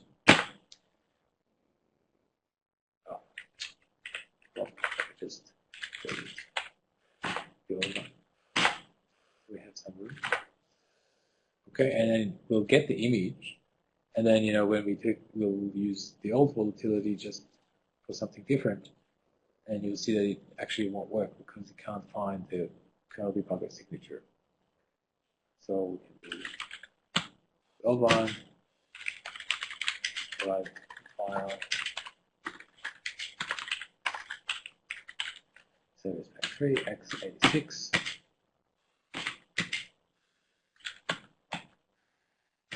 PS list. Because without a KDBG, we can't proceed. And that's the problem. Ultimately it's a very simple signature. So you have to, I guess, you have to really understand what the tool is doing. So if somebody defeats the signatures, then you can work around it. And in this case, it's going to take a long time because it's going to actually scan it and not find it. So it's going to scan the whole thing. So in this case, what we can do is we can actually, if we give it a KDBG of 0 or 1, then it stops it from scanning for the KDBG because it says, oh, you gave me a value, so I'll just use that. That's fine, even though it's completely wrong. But then I can actually provide it with an eProcess head. And remember that PS list is ultimately just following the processes, and so pretty much finding any process in the list is going to be enough because we just follow this right around. So we do a PS scan, we find the process list, any kind of eProcess that we want, and the DTB for it, and then we basically specify that, and then we can do a PS list or tree or whatever. Everything else is all the same. So pretty much in the technology preview that we have this extra parameter here that allows us to substitute the eProcess head for anything, and that helps when we can't find the KDBG. So yeah. So dumping a binary is another one that's really easy to do because, as I said, we just have to pass the PE header and all that sort of stuff in order to dump the binary out. But basically, once the binary is loaded into memory, the PE header is useless. It doesn't really do anything, and it's not really used anywhere. So a lot of malware, what they do is they load the binary in, and then they just trash the header. It makes it harder to dump out. So, and we did that changing the name of the process. And this is the different places, as I explained, where it exists. Done that. Yeah.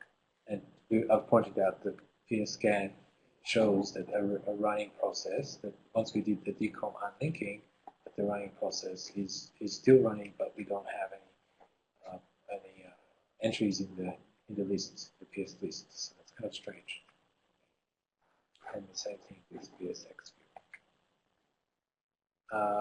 You can actually also remove it from PSCAN. All you have to do is just override the tags, right? The pool tags, because the pool tags are not used for anything other than accounting, and they're predictable and you know exactly what they are. So you can just remove them, trash them, and then the PSCAN is not going to find any of those processes.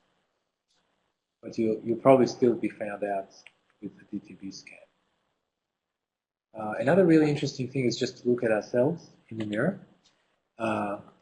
This is not going to finish. It's going to be very, very slow. Another interesting thing is to look at ourselves in the mirror. Okay, now we can't load because we don't have a KDBG.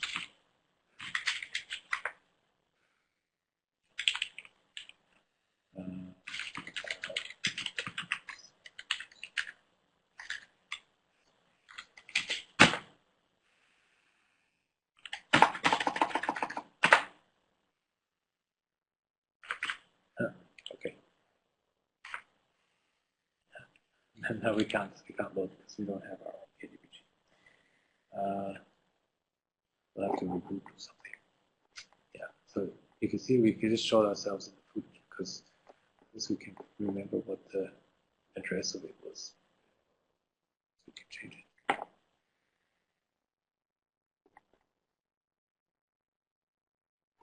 You didn't write it down. Oops. Okay. So anyway, we should probably wrap it up. When we look at ourselves in the mirror, like at our own bad stuff, then we can see some strange stuff because Volatility is packaged with PyInstaller, and PyInstaller basically is a packer. So like a packer, it basically unpacks to the temp directory and then runs stuff from there. So that looks kind of strange because again, we got this write copy execute and we're running from there. So that looks strange. And you can also write that stuff. So with write support, you can overwrite these file names and you can change these permissions. Because remember that these things are not really they're just guidelines for the kernel. So once the page tables are set up, they don't really matter. So you can change those things. And a lot of our current detection techniques are really focusing around VADs and that sort of analysis. And it's actually quite easy to change it. So it's not that solid, and it's kind of an arms race still. So this is an example of how you can change the name of stuff in the VAD. Yeah, I think I showed you the consoles plugin, and there's also handles plugin to show you all the file names. But basically, that's basically it. So I think we covered quite a lot of stuff. Thank you for staying back quite a long time. It's a really exciting science. There's all kinds of interesting things to do, and it's kind of an arms race as well. So we have to always be on top of things, cat and mouse sort of game. And also, I know that a lot of people like to have diplomas and certifications and things like that. So feel free to print this diploma that I made. I printed it myself, and I have it hanging behind me on the desk here. And it just certifies that well spent, 2.5 hours, I guess, of teleconferencing or whatever. So yeah, so it's worth it, I think. Okay, so if there's any questions.